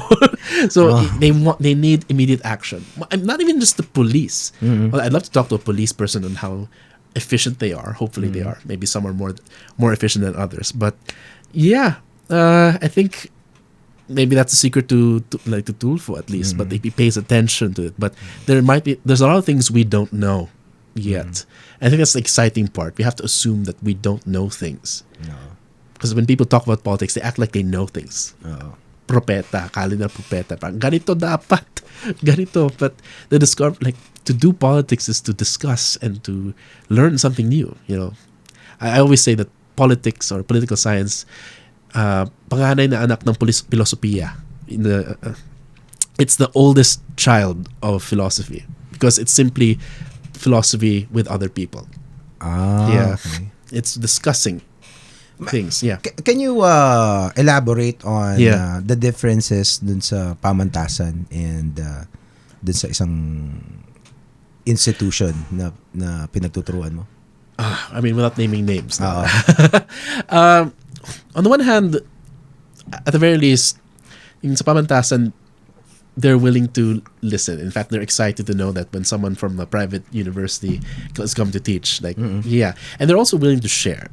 But share what? To share, like, for example, their own experiences, anecdotes on like voting, like how brazen, like they talk about envelopes being distributed openly during elections. They talk about how, well, flying voters. They talk about some of them have cousins. Yung pinsan nila, yung tatapo bilang konsehal. So very close to local politics, So it's you immediately see the effects of local policies there. Private universities, like in a way, they're quite sheltered, So in a way, iba yung trabaho ko eh. For private universities, you have to show them the real world. For the Pamantasan, you help them process their own experience na alam na nila pero parang paano natin gagamitin for political science. How can they use the tools of political science to understand what they're saying? Kasi parang you're just helping them articulate. Yes. Diba? And this is actually it. Parang alam nyo na actually ito. Yeah. Actually, yung experience ko na parang itong mga sinasabi ng mga philosophers and yung ideas ng ibang mga self-help gurus. Yeah. Parang na-realize ko na to, pero yun pala yun. Oo. 'Di ba? Parang nga no, kasi medyo matanda na ako noon eh. Yeah. Naranasan ko na yung ibang mga bagay doon eh. Yeah. So please continue sa sorry. Although the weird thing is that at least in the private universities, medyo nebulous yung nila. Pero you'd see that, of course, American wokeism a little bit in some college students there. Kasi they're babad din sila sa sa TikTok, sa YouTube, etc. Pero sa Pamantasan, yung mga away ng halimbawa, kakamping at unit team, you really see na parang medyo sumisigaw na sila. Na parang, ganito. So, I also have to act as referee na parang, sige, na you have to make sure that, like, there are some truth in this side and that side. Pero, I mean, as a teacher, you have to be sure that you're still neutral and say like, na parang may punto sila, may punto ito, pero ganito. So it's really tying them together. But honestly, aminin ko parang na-nervous ako. I'm not used to refereeing these. Like, these are the people that fight and end relationships or like family relations over elections. Like, yeah, na parang you see it in the middle class, but you even see it more in a way violently here. So yun ang nakakatakot. And there are some people that yun parang the stereotypes you thought were stereotypes are actually real. Like yung parang sana like, people talk about like patayin yung mga tao na ganito or something like that. On all sides actually na they wish to kill people. Like teka lang. So but I suppose that's the thing that we have to recognize, that the people that you thought were like imaginary or like cartoonish evil, they're there. Diba?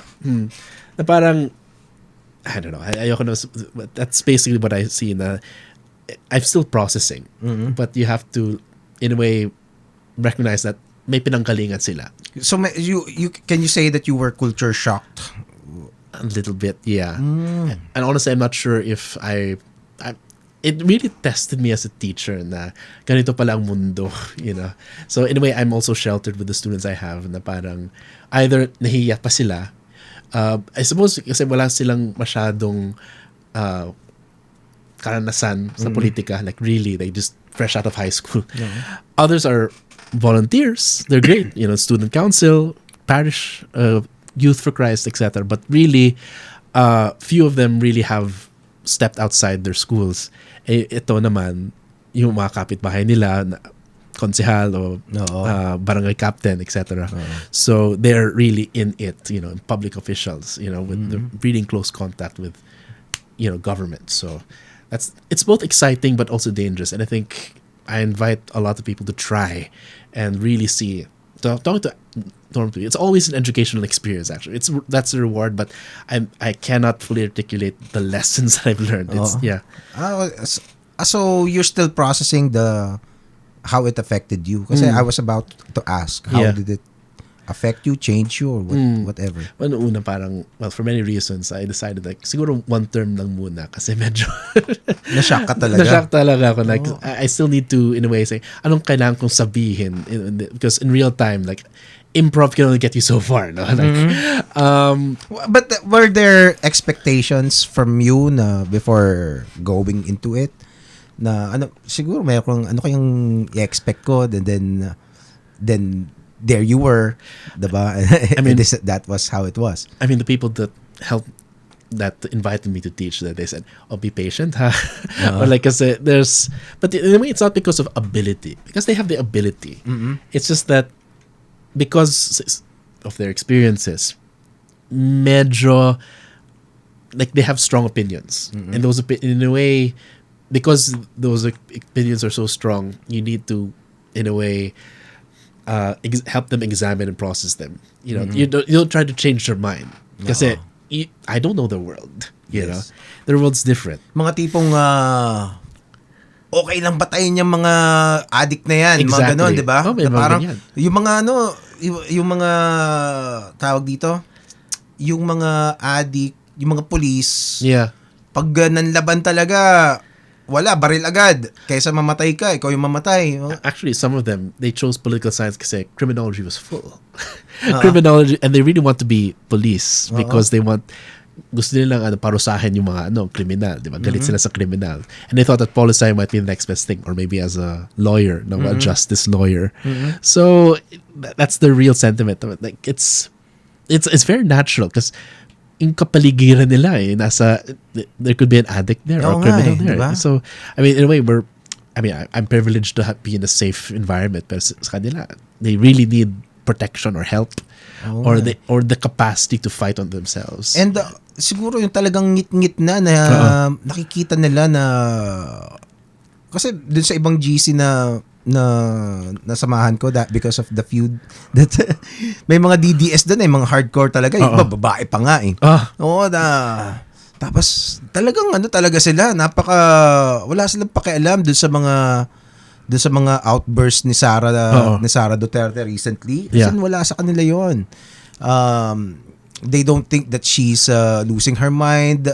Perfectly in tune with their and yung walang pakundangan na disregard sa batas na tawag dito, yun yung ipapatayin mo, 'di ba? Na talagang, at saka dun sa mga, kumbaga parang basically parang they have tuned their minds na yung mga namatay talaga na addict, wala talagang kwenta yon. That they have wala nang pag-asa sa buhay. Wala nang chance for redemption. Ganon. They're literally trash that needs to go. Diba? And to an academic, shocking yung mga ganun diba? Na parang, especially if you were trained to parang uphold the rule of law. Yun ang mga tuturo na due process. Diba? Ganyan. Shocking talaga yun ako naman, naniniwala naman ako syempre sa due process. Diba? Kasi kailangan yun talaga But then again, yung sentiment kasi na yung helpless ka na kailangan mo ng somebody who could just take your problems away in an instant. Diba? Basically, yun ang ino-offer ni Duterte Parang, madaming addict, nababad trip ka. Tanggalin natin yan. Isang ganun lang. Diba? Sasabihin ko lang. And I don't know where to chalk it up to. Parang self-interest, self-preservation, or love for the community. I don't know, diba? Pero what we know is true is that these sentiments are real. Na meron talaga, even if yung mga mababait mong tita, Parang some of them believe that. Yes. 'Di ba? Na parang hindi mo masasabing masamang tao eh, 'di ba? May mga pare. Oo. Yeah, believe that way. 'Di ba? Yeah. So parang how do you consolidate that? Na parang 'di ba? It's a tough challenge. I don't have the answers. Neither do I. 'Di ba? But at least you can identify the issues na parang ito, hindi naman masamang tayo yung ibang sasabi dito eh. Yung iba may mga baliw talaga. Yeah. Hindi, may mga ganun din naman. Pero there are people na nire-respeto mo na parang who at least parang might consider that. Yeah. 'Di ba? Na parang okay, I don't really approve pero I suppose he deserved it really. Parang ganun nangyari kung napatay yung addict. Yeah. I mean, here's the thing, like a lot of political like discussions are on like abstract morals, na parang the human rights, like justice, etc. But at the end of the day, at least what people believe and experience are the results. And I think like the war on drugs might not have been like follow the rule of law, due process, but it was quote unquote, if people felt that it was effective kasi nabawasan yung krimen, napansin nila na mas safe sila. So I think, well, here's the it sounds Machiavellian, like the ends justify the means. But when people say that, you have to ask yourself, did it achieve the proper ends? You know. So I think question like, if progressives would like to win, if Lenny would like to run again, or like her allies, you have to ask yourselves, like, did you produce desired effects? On the one hand, yes, you were able to feed people, lugaw, etc. But what about these other things? You know, and I think sometimes, well, people disagree with me, but sometimes certain concerns of people are not so much political or moral questions, but administrative. Like, for example, reducing the number of waiting time for putting up a business, or waiting time for traffic, or processing of licenses. Everyday things like this, like people notice these things. So they don't care if kung anak ka ng, political dynasties or nepo babies. If you're able to create results for them, that's, I think, the what matters. It doesn't matter if like you came from you have a master's or PhD. If you're not able to do that, they won't listen to you. Like, they want maybe results oriented. Could be a compromise here. Like a lot of people, right now, the Makabayan Bloc are releasing, like, there are senatorial candidates who are, one is an actual farmer, one is a indigenous person, another person is like a social worker. Well, it's like, well, yes, but do they have experience in creating results? And I think it's almost like, I don't want to say it's tokenism, since I haven't fully like investigated each of them. I would like to get to know these candidates. Is it parang DEI? DEI. I wouldn't say that, but may pagka-tokenism na parang basta merong ganito, ganyan, di ba? Like, on the one hand, okay, let's give them a chance, see where they go. But if they don't have experience, then will people care, di ba? Oh, that sucks kung ganun yung mindset nila. Kung DEI mindset yung gagawin nila. But going back, dun siguro dun sa kaninang pinag-uusapan natin about people wanting drastic means to solve their problems. I think one way to address that is to katulad nung sinabi ni Xiao na ilapit mo yung philosophy, yung ideology na kumbaga more learnings for them to help them process the situations better. Kasi if you are limited to just parang Machiavellian na ideas, or parang napaka-basic nung survival for the fittest. Yun lang yung kumbaga nandun ka na lang, and you don't really consider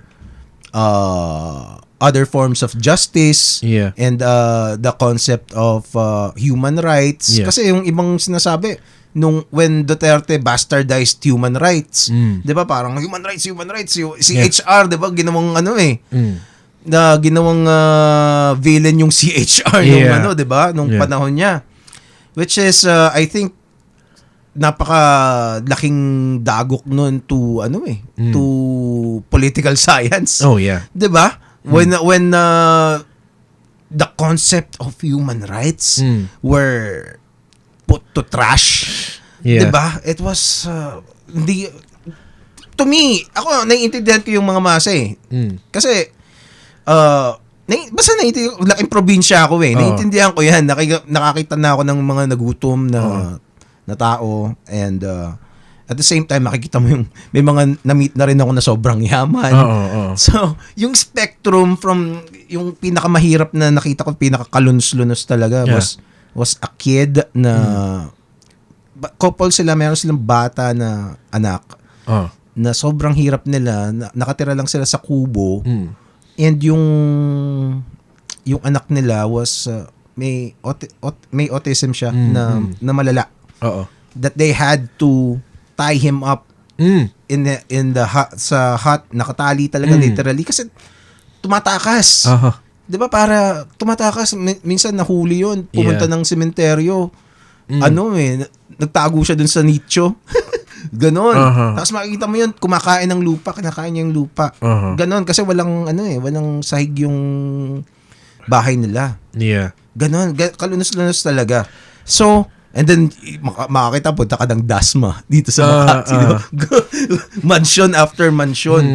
Makikita mo yung, yung disparity talaga. Yeah. And you can just imagine the life experiences from that little kid to the billionaires in tawag dito? Dasma and Forbes. Yeah. So, I don't know. Yeah. Parang nawala na ako sa sabi ko. And it's a weird thing. I'm still shocked at the way that they treat the mentally ill or the mental, like, tinitali nila sa poster minsan. Na parang, on the one hand, yes, we do have to understand their experience, that maybe they're not well equipped. And in a way, I also believe that I don't believe in the bobotante discourse na parang basta bobo, I need to educate you. But at the same time, let's not forget that they have some things that in a way they need to learn from us, but we also need to learn from them. So it should be a mutual two-way thing, and it's a part correct. It's a part of like fostering that culture, trying to search for truth together or like the compromise. Because if you come in with your message of peace and love, etc., or human rights, hindi sila makikinig. But if you're like, especially if you come on your high horse, diba? Wearing a certain color in their house, knocking on their house, or something. So it's it's a tricky balance. Like, you have to ask, like, okay, you want to change this, but can you or should you? You have to question that. Okay. Well, we're just to those who are listening. It is hard to, if you're gonna try to come up with a prescription to the political problems ng Pilipinas. But at least we're trying. I mean, it's important to think about them. You shouldn't think you have all the answers. Not like some politicians.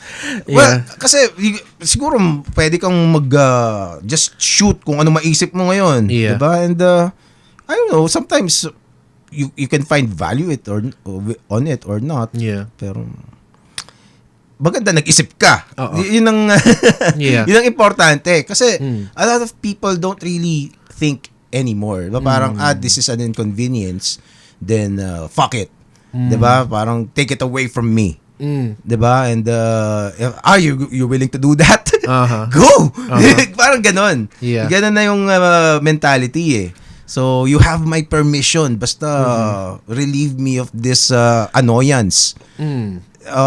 It's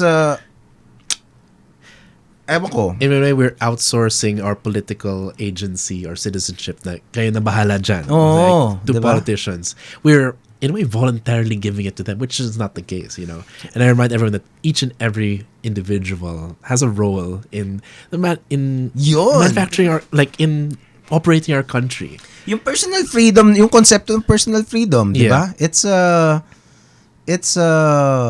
tawag dito, madaming Pilipino ang hindi masyadong naiintindihan yun eh. I think then going back to Tulfo, it is a practice of personal freedom. Yung pagpunta mo doon, yung sasabihin mo na in-exploit ka eh. Hindi, gusto ko pumunta dito eh. 'Di ba? Kumbaga parang it's para sa akin kasi parang may problema ako. 'Di ba? May problema ako. Merong nanghaharas sa akin dito.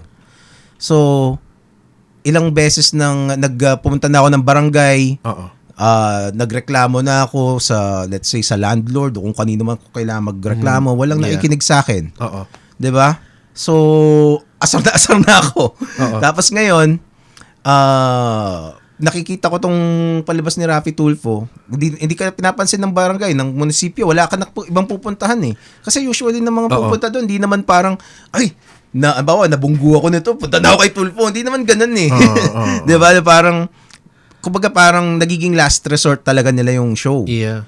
So, pupunta ka doon, pag pumunta ako doon, matitv ako. Tapos matitv rin yung nirereklamo ko. Yeah. Pwedeng magkapahiyaan kami. Kung meron siyang dirt about me, pwede niyang gamitin yon.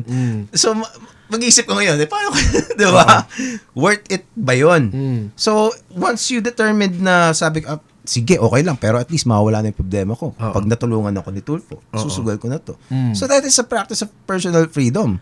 Na parang, okay, pwedeng magkapahiyaan tayo dito, pero at least, may chance na matapos tong hidwaan natin. Kasi usually naman, ang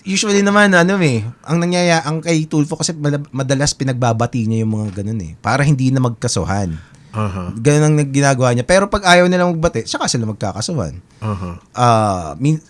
Kadalasan nga lang, kung sino yung nagreklamo, yun ang kakampihan ni Tulfo dun sa kasuhan. Yeah. Yun ang siguro pwede mong i-criticize. Diba? Pero let's say, kung nalaman ni Tulfo na ka pala, manyakis ka pala, hindi kaya tutulungan kahit ikaw pa yung nagreklamo. Ganun. Yeah. So, in a way, it's personal freedom na parang meron ka, alam mo yung risk. It's like rock climbing. 'Di ba? Yun ang hindi ko magets na hobby, yung rock climbing, yung actual na bundok. Aakyat ka, may nakikita ko sa mga reels na ganun eh. Na parang aakyat ka ng pagkataas-taas na pag nahulog ka, patay ka talaga. 'Di ba? As in patay ka. Yeah. Wala nang walang respond doon. 'Di ba? Yeah. So, kumbaga who are you to who am I pala para pigilan katangan yung ginagawa mo. 'Di ba? Bakit ka aakyat diyan kung mahulog ka? Yeah. Sabi niya, bakit gusto ko eh. So parang ganun lang din yung kay Tulfo. Di ba, pupunta ka doon, mapapahiya ako. Pakialam mo, ako naman mapapahiya, di naman ikaw eh. Di ba? Yeah. It is my personal freedom. And yung ibang critics ni Tulfo, hindi nakikita yung part na yun. Kasi, bakit? Meron siyang meron siyang balik sa akin eh. Let's say ito, masarap umakyat dun sa bundok eh. Di ba? Mag-Instagram ako dun. Di ba? Nakita nyo, astig ako. For whatever reason, personal reasons na gusto niya. Personal accomplishment. Yeah. Di ba? Dito naman, meron siyang relief sa isang burden sa buhay niya. Yeah. Na that he thinks or she thinks na worth it kahit magkapahiya. Yeah. So yun. Actually, my co-host who left the podcast, but is still doing research. This is called political psychology. So the intersection of psychology and politics. And in a way, that is the topic of that sometimes politics becomes a psychological release of certain energies. Like you need to feel that you've been heard, that you need to take that risk. Like sometimes like hobbies like that, in a way, trigger like evolutionary built-in mechanisms. Like we need to feel like we're in danger sometimes so we can be prepared and practice. Like, if we're in danger, like if we need to climb a mountain, at least we practiced it sometime. In the same way here, like in the way we have that itch or that urge to release anger, to have that combative side of us. Because if we don't, we'll use it or lose it.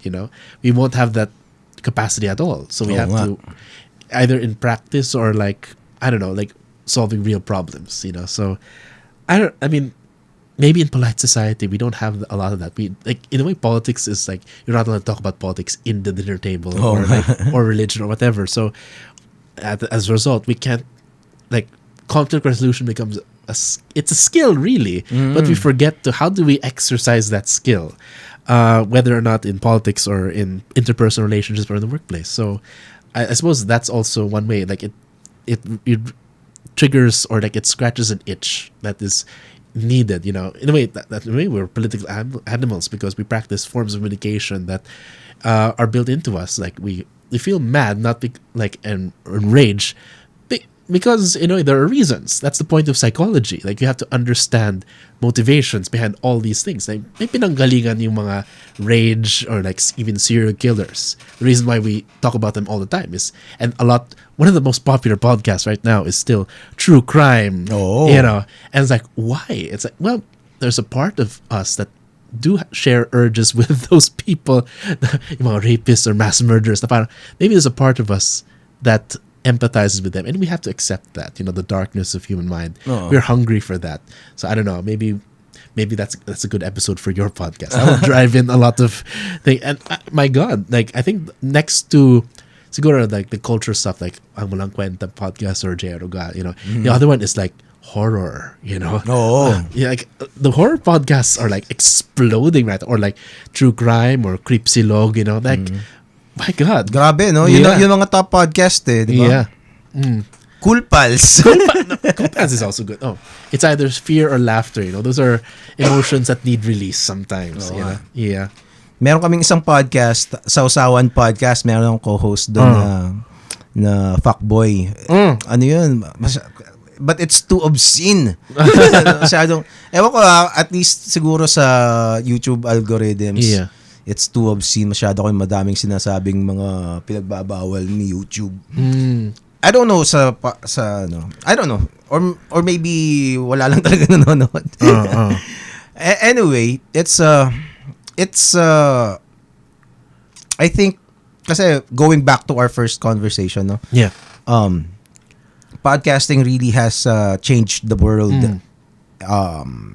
It had for better or for worse, but I think more on net positive talaga yung podcasting. The ability to unlock the ability for people, for regular people, without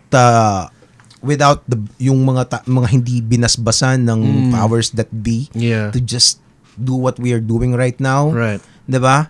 And get the opportunity na makita at ma-discover ng mga masa. That is really the power of the internet, And it can be abused, or it can be dangerous in a way that even tawag dito, yung may magandang intention na tao ay magkamali, di ba?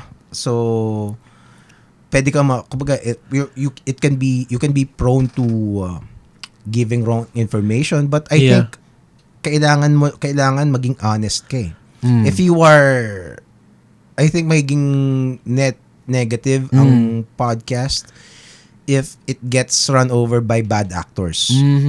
Bad actors na walang ibang interest kundi yung sarili nila na magpapagamit sa ibang tao, which I think what happened to mainstream media and unfortunately dito sa sphere natin, sa mga vloggers natin, a lot of them are really paid and they're just not talking about what they really think. They're just hired people by different politicians to serve their interests. And keep the division, keep the tribal mentality alive. And yun ang tingin ko, at least that's my humble diagnosis of what we can call, or at least compare to podcasting in the West, in the United States, particularly dito sa atin. Kasi itong podcast ko, konti lang naman nanonood nito. Diba? Hopefully dumami. It's organic. Kaya nga organic following it. Walang sponsors. Oo. Yeah. I mean, at least we're free. Yes, oo nga, diba? That's why I really appreciate people like you who go through the trouble coming over. So I It's really, a pleasure. Yeah. I'm really grateful. Sure. I cannot overstate how grateful I am. But and even you, 'di ba? Parang you speak. This is you speak your mind. You try your best to provide knowledge kung anong meron ka, 'di ba? Yeah, it's and I think a lot more people like you, especially in the academe, na kailangan magsalita yung mga yung mga tao katulad nyo. And I'm really happy that you are doing what you're doing. And I'd like to host all of you here in this podcast kasi yun ang isang strategy na nakikita ko eh. Kasi I tried, okay din naman yung mag-invite ka ng sikat, di ba? Pero sometimes kasi bitin yung ibang interviews ko eh. So, di ba? Parang celebrity, minsan may bawal pala, di ba? May sponsors din sila. Oo nga eh. Tapos, makikita mo yung, I think there is a huge untapped, what do you call it? Untapped na resources ng knowledge in the academe that are willing to do this and share. I just had one of an FEU professor in political science. Maybe you can have him on your show too, diba? Yeah. He was a great guest, si Prof Devevelopment. He teaches philosophy and political science in FEU. It was a great conversation. Yeah. And I'm looking forward to having other people na alam yung sinasabi. Sure. Kasi ako kasi parang I can research, I can watch stuff in YouTube and then relay it kung ano mga naisip ko. Kaya sometimes I have my own realizations eh. I can share those. Pero I don't know if I can if the stream is sufficient enough. Diba? So I need other people's input. Right. I mean, the best, you mentioned you patterned this after Joe Rogan, and the weird thing is that Joe Rogan, I mean, people say this a lot. He has fuck you money, Even if you pull out, or cancel him or pull out sponsorships, he still has enough money to do whatever he wants. Yes. Like, there are still, when you discuss politics, there are consequences to what we do, and we have to be careful with that. But at least in terms of like this conversation, at the very least, we're able to have a good one, But as much as we enjoyed it, it's still kind of isolated. It's still inside a very nice room. But in reality, the world of politics is still that they have consequences, that people live and die because of certain things, So I think there's always a responsibility with. That's why it's difficult to have sponsorships in politics. We say something dangerous or incorrect or irresponsible. So but at the very least, if ever you need someone or more specific, like parts of politics or like feminists, or I know people who are in environment or food security, I can send them your way. And that's that's the point of this podcast. At least highlight and give platform to bigger ideas and people who know them. Yeah. Actually, I've guested a lot of more on the right-leaning side, conservatives, and I'm hoping to host from sa kabila naman, di ba? And actually, madami naman akong friends. I was in the vegan community not so long ago. Okay. Di ba? I've been basta madami akong friends doon. So, but then again, kung may i-recommend ka, I would be honored to host them here as well. Communists, LGBT. Actually, yung mga ganun, no? Kasi, yun yung kulang sa parang, for sure, yung mga celebrities, like let's say, Diwata, may mga life experiences naman yan na pwede kang matuto eh. Like kung sino pa mong dyan, let's say Salome Salvi, di ba? May mga matututunan ka naman dyan eh. Pero iba yung iba yung mga learned na talaga na mga tao, not because they're better than you, but they just have access or they have seeked knowledge that are not really pursued by most people. Diba? Kaya nga experts ang tawag eh. Okay. Diba? So, wait, have you had Salome Salvi? That's a collab. Oo nga eh.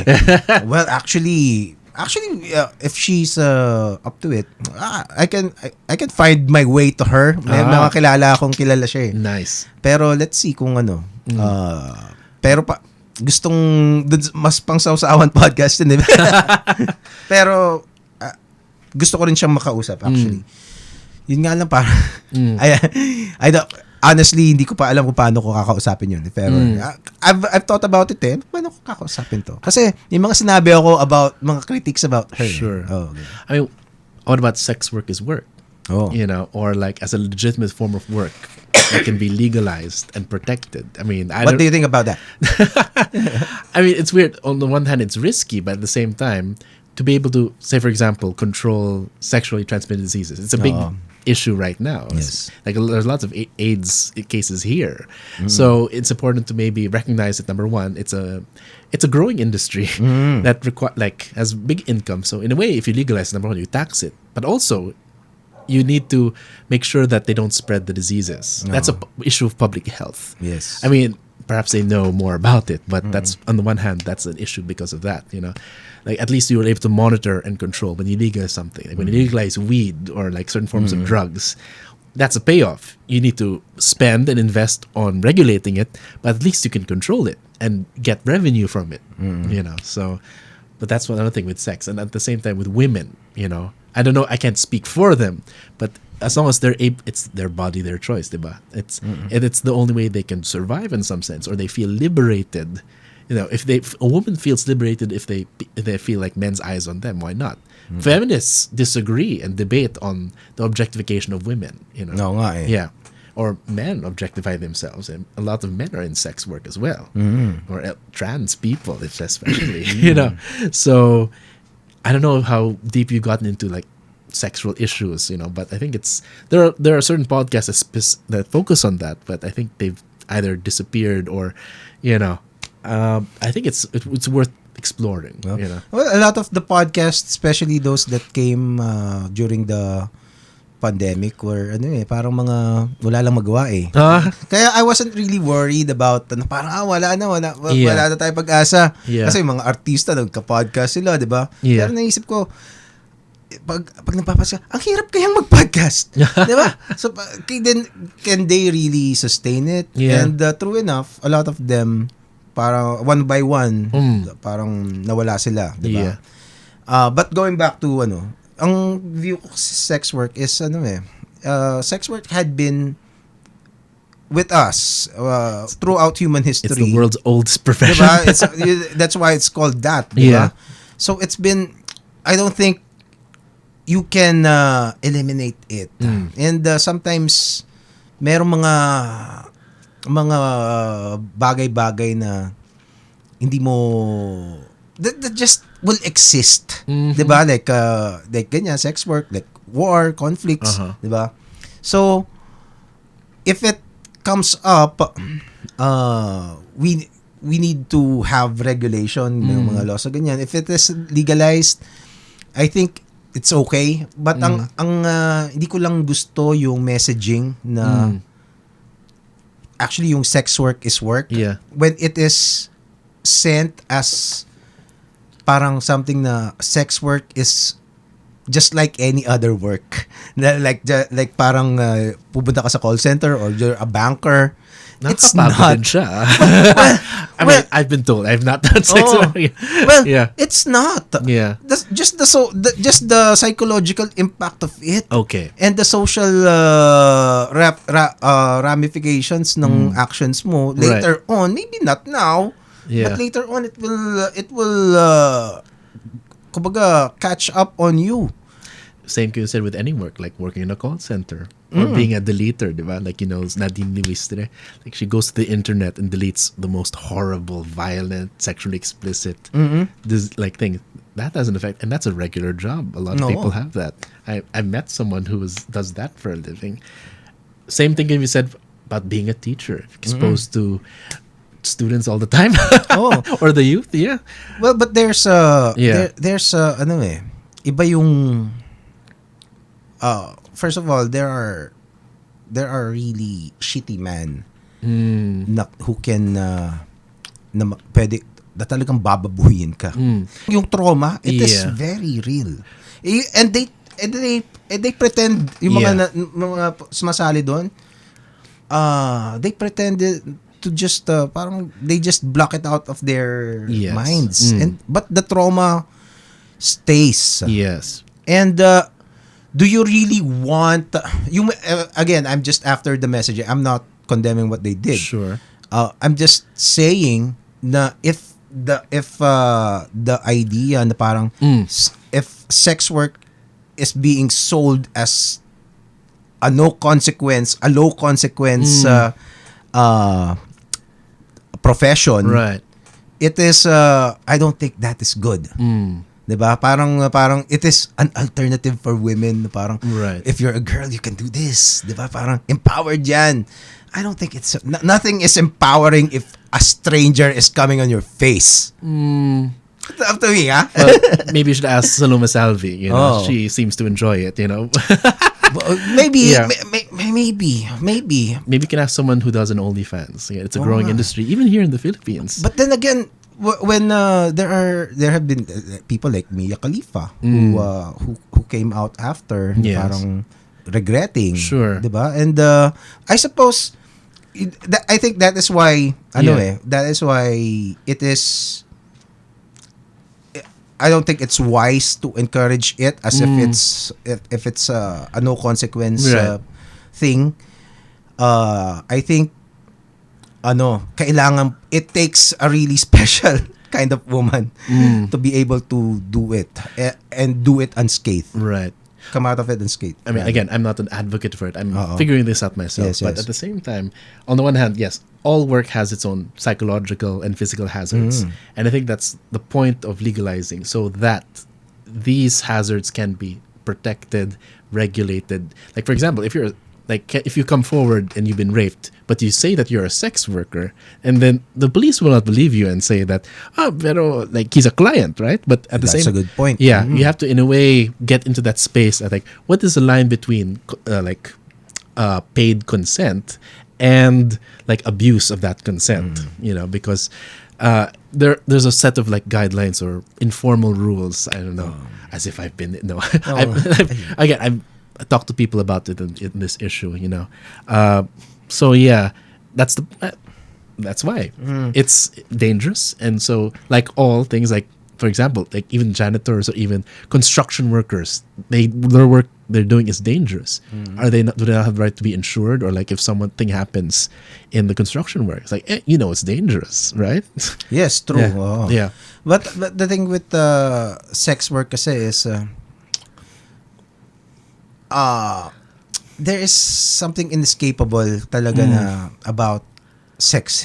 Yeah. Which is I know there are people trying to abolish the stigma about sex, na parang no, you shouldn't if a woman sleeps around, then you shouldn't really care. 'Di ba may mga ganong sentiments eh. Right. And for to some extent, Right. I agree. It's none of your business. Yeah. It's none of my business. But the reality is, like sex work, it has always been in human history. Yeah. And I think it is really ingrained. Right. And there's no amount of tawag dito, indoctrination na pwede mong gawin for na parang iyaano mo yung babae na hindi, it's nothing. There really is something na inescapable in her deepest moment. Right. 'Di ba? Mararamdaman niya 'yon that she was treated as a meat with no other value than to pleasure a guy. So it is kasi ganun talaga yung ginagawa ng mga lalaki eh. 'Di ba? Although may mga ibang meron ako isang kilala na patron. He was really just a lonely man and pupunta siya doon, hindi niya ginagalaw yung babae. He just really wanted Like an escort. Parang company ng isang babae. Kasi loser siya and ano siya, hindi niya, yun ang isang way niya. And ganon, addict siya doon. Di ba? It doesn't, isa pang aspect yun na parang even men katulad niya, di ba? Nagiging addicted din sila and hindi rin nakakabuti sa kanya, no? Di ba? Being a patron of such. But that's a debate na that's something that needs to be discussed. Sure. Diba? And there are obviously different sides about that conversation. Yeah. I mean, there are perks to being able to legalize it, but the other question is, does our government have the capacity to regulate and protect all these women that potentially could come in? And while yes, there is a psychological and emotional scarring involved in long years of sex work, who's to decide when it's enough, and can we decide what's safe or not for a person?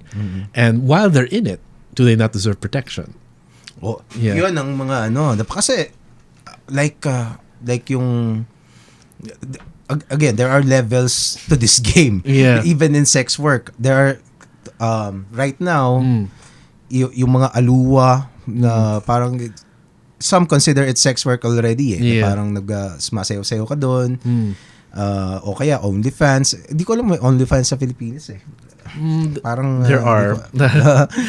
I've been told. Oo, di ba? I'm not subscribed. But well, hindi na sa Pilipinas. Pero there are sex work na siya. Tawag dito yung mga masamasahe, 'di ba? Parang spakol, 'di ba? 'Di ba? Ibang sex work pa rin 'yun. But one, they are or yung mga nasa aquarium, 'di ba? Meron siyang yun doon talaga hindi lang spakol. Merong security doon. So kung let's say lalaki ka tapos you're gonna sasaktan mo yung babae doon, malilintikan ka. So, safe ka doon. Relatively, unless napakasama talaga nung But for sure, there will be a consequence if magloloko ka doon as a patron. And then, there are sex workers na yung mga namamara lang. Diba? Yung tingin ko mas mas delikado yun.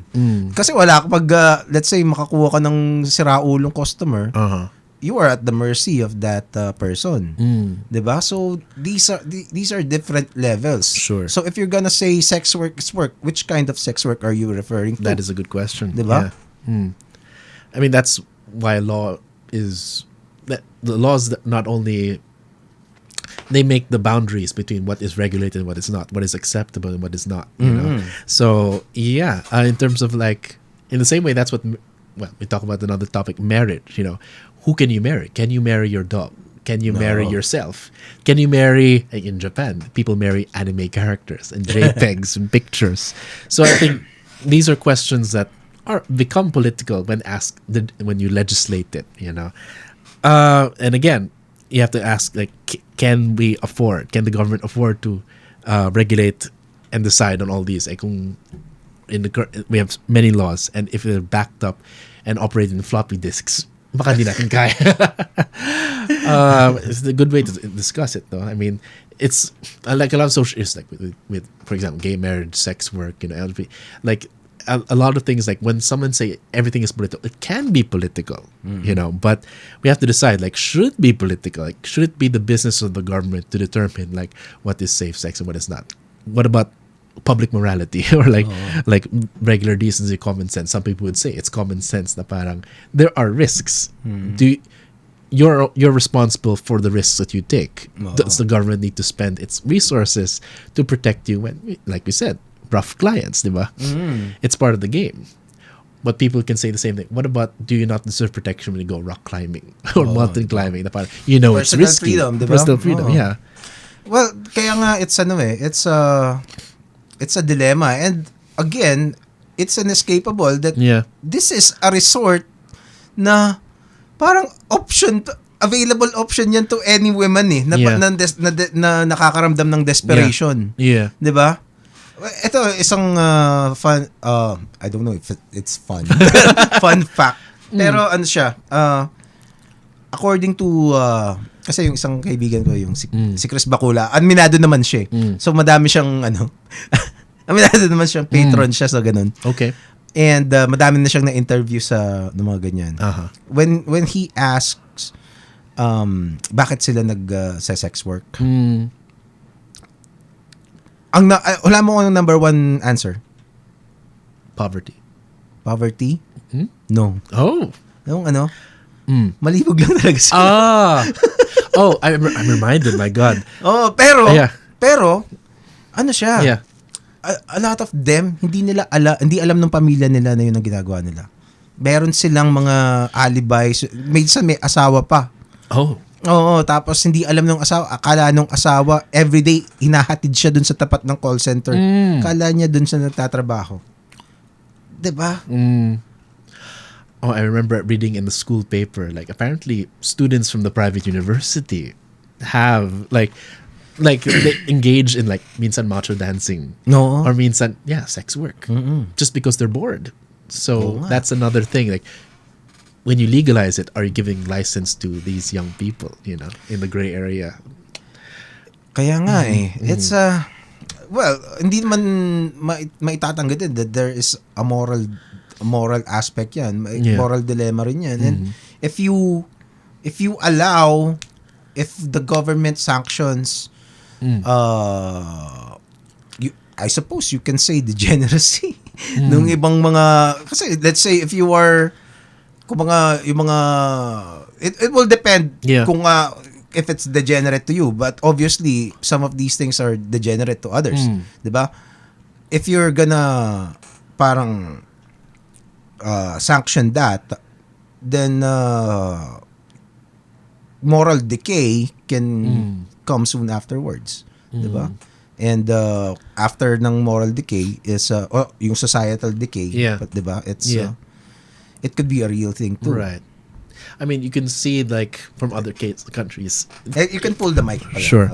From other countries, like say for example, classic example is Amsterdam. But then another example much closer to home is Thailand.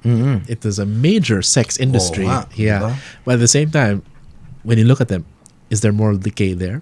To an extent, I don't know. I mean, depending on your point of view, there's a stronger LGBT presence there. Like they're pushing for gay marriage. It's quite close. If you're a Catholic, like that's moral decay. If you're a progressive, like no, that's progress. So it really depends on like how do you define moral decay? But it will change the way people behave. And that's, we have to look into the effects of that. And that's what that's also another thing that I talk about in this channel, 'di ba? Parang yung culture war. Kasi if for you, like you said, that your examples parang sa ibang bansa, this is a lot more acceptable because they have a different culture. But here, kaya 'di ba, parang it doesn't fly as much kasi nga meron tayong ibang kultura and our morality is based or our culture is based on that kind of morality that we have. Like mostly yung Christianity and Catholicism, ganyan. And even I don't know kung ano pa. Pero kumbaga if there are people who wants that to change or want to push yung mga legalization ng mga ganyang bagay na considered as taboo, then what they need to do is to change the culture and yun ang mga ipupush nila, diba, na parang this is okay, this is kumbaga parang katulad ni Salome Salvi. Salome Salvi is an active porn star. Active siya. Alam ko, nagpo-post pa rin siya once in a while . Pero, nasa mainstream TV na siya. Diba? It's Viva Max? Hindi lang Viva Max. Nasa ano yata siya, may teleserye siya . Oh? Diba? I didn't know. Diba? Nakita ko sa GMA ata, meron siyang TV. So, parang, even Maria Sawa didn't wasn't able to do that. 'Di ba? Parang Okay. Maria Ozawa had to retire first before she was accepted. And dito, active porn star nasa mainstream. Yeah. 'Di ba? So if that is not normalization, 'di ba? It's to me, I see it as an effort to change the culture. It's or it can bring that effect if it's not deliberate. I really the culture changes whether we like it or not. I don't think it's up to people. But but sometimes it can be forced, 'di ba? Okay, but I'm reminded of like this thing, like the what's this? Like legislation politics is downstream from culture. Yeah, wherein you can't legislate culture. Culture. Well, in a way, legislation is solidified culture. It's it's a constellation of what people already believe. So, and again, people are slowly pushing for like divorce. More. I don't know. Like a lot of people from my parents' generation, they're not necessarily together anymore. So it's like might as well give the legal, remedy, like allow them to legally separate, right? So. Is it up to us, or are we forcing a culture of like matrimony into like and just letting people like live separately, but legally they can't marry the people that they're with, like it's a question there. Like you see that, is there a point to a marriage when functionally like there are people living separately, but they're still together? Oo nga. Yung mga ganyan kasi, again, mga ano yan eh. I don't have the answer to that. Diba? Even in sex work, it's just, you just need to, all I'm doing, I'm not trying to enforce anything. All I'm doing is, there are these other aspects that some people may not consider. Diba? That's all I'm trying to do. Sure. Diba? Na parang, parang, kasi may mga nakikita ko na parang they're too reckless in promoting sex work as work. Yeah. Parang as if parang, oy, maging sex worker ka, maliit na bata. Diba parang ganon? Okay, yeah. Diba? It's... that's another thing. Well, it's already illegal, but children being employed in sex work, I think it's clear at least they are protected. Oo nga. So I suppose that's one thing we have. That's clear with us. Yeah. Well, ang isang tingin ko lang kasi dun sa you mentioned progressivism is ang isang kritiko dun is sa progressives kasi wala silang limit, parang everything na parang if you can push the envelope further, parang like let's say sa abortion, kailan mo pa okay, I get the arguments na parang some abortions are needed, diba? Pero do you pag ba malapit na sa kumbaga iluluwal mo na lang nagdadilate na yung iba pwede pa rin ipa-abort, di ba? To some of them, ng mga progressives parang yes, parang wala silang bisan kahit pwede nga daw iwanang mamatay na lang yung bata, di ba? O hindi na i-attend. And to me it's parang kung ganun, di ba? Ano yung hindi defined kung hanggang saan. Yeah. Diba? Parang, to me, that's murder already. Diba? Pero sa kanila, it's still a woman's right.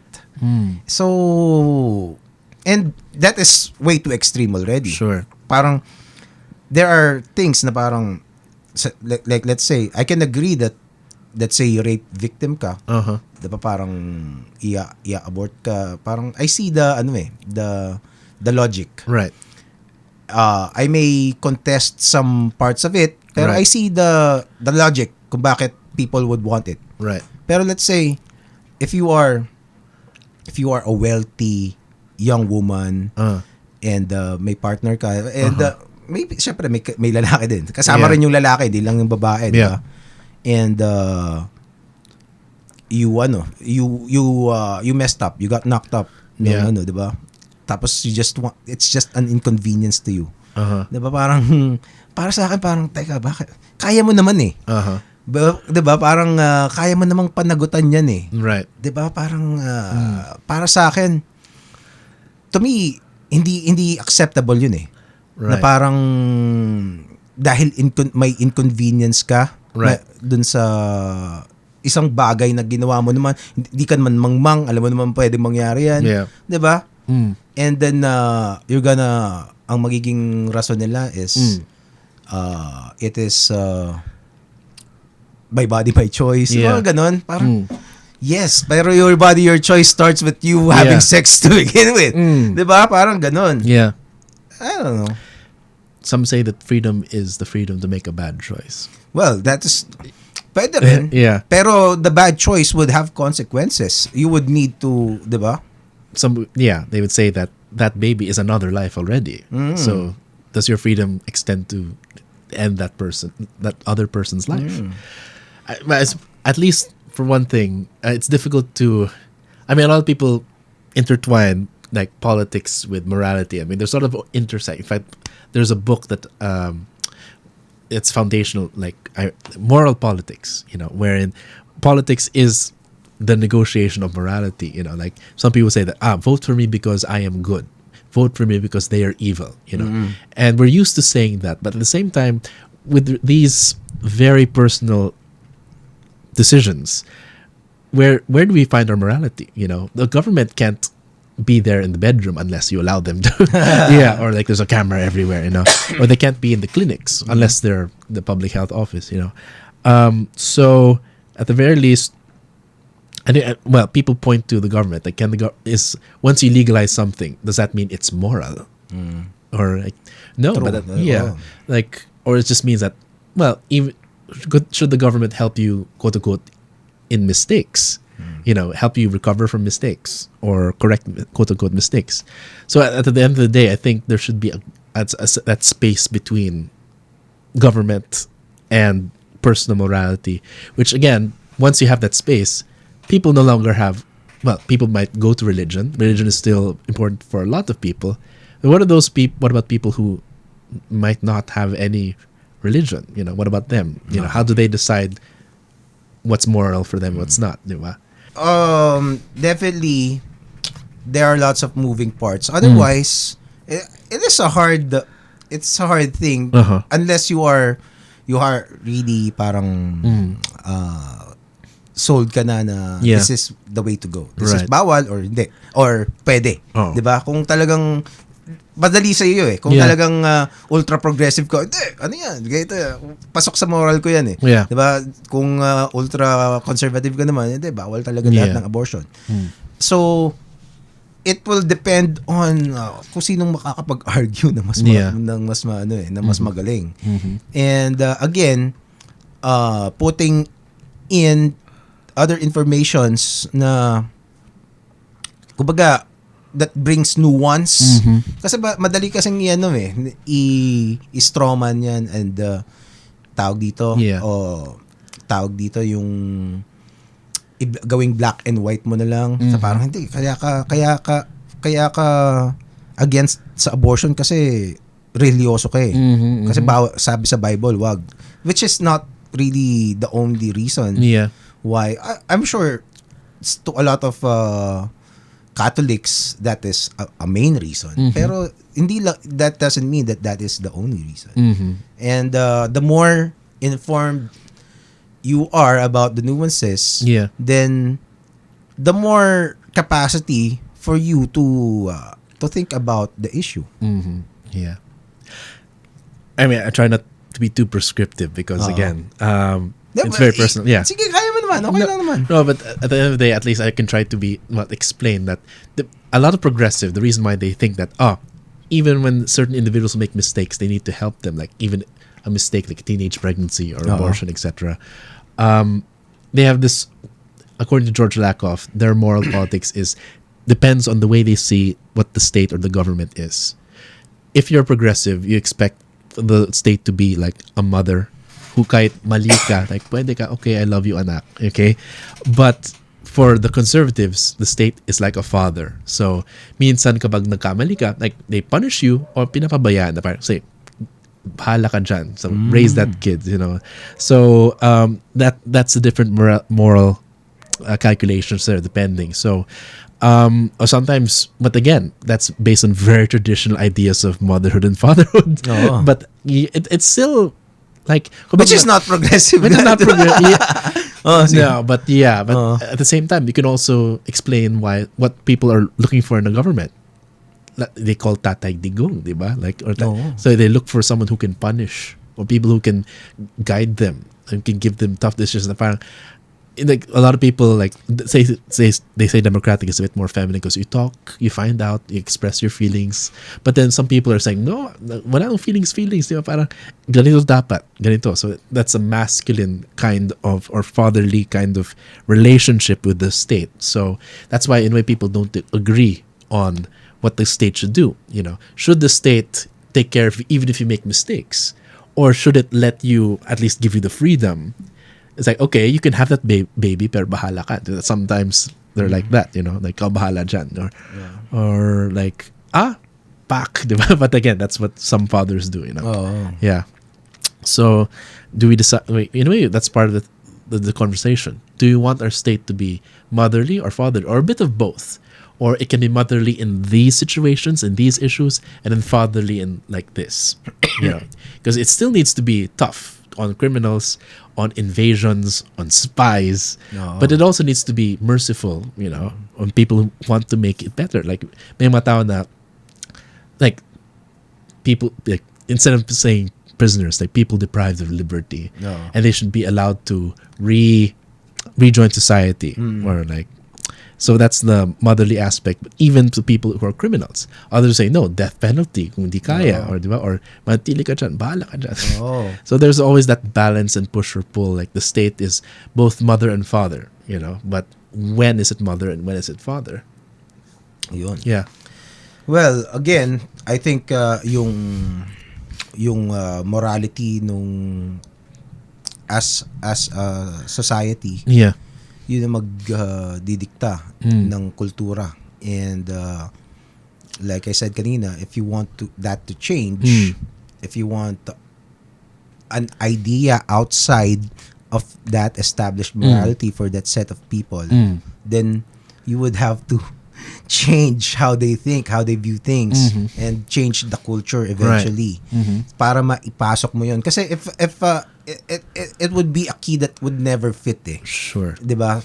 If you don't do that, right? And right now nakikita nung mga conservatives na may mga efforts na ganun, especially in the US, dito sa Pilipinas, diba? And I think it's healthy to resist din.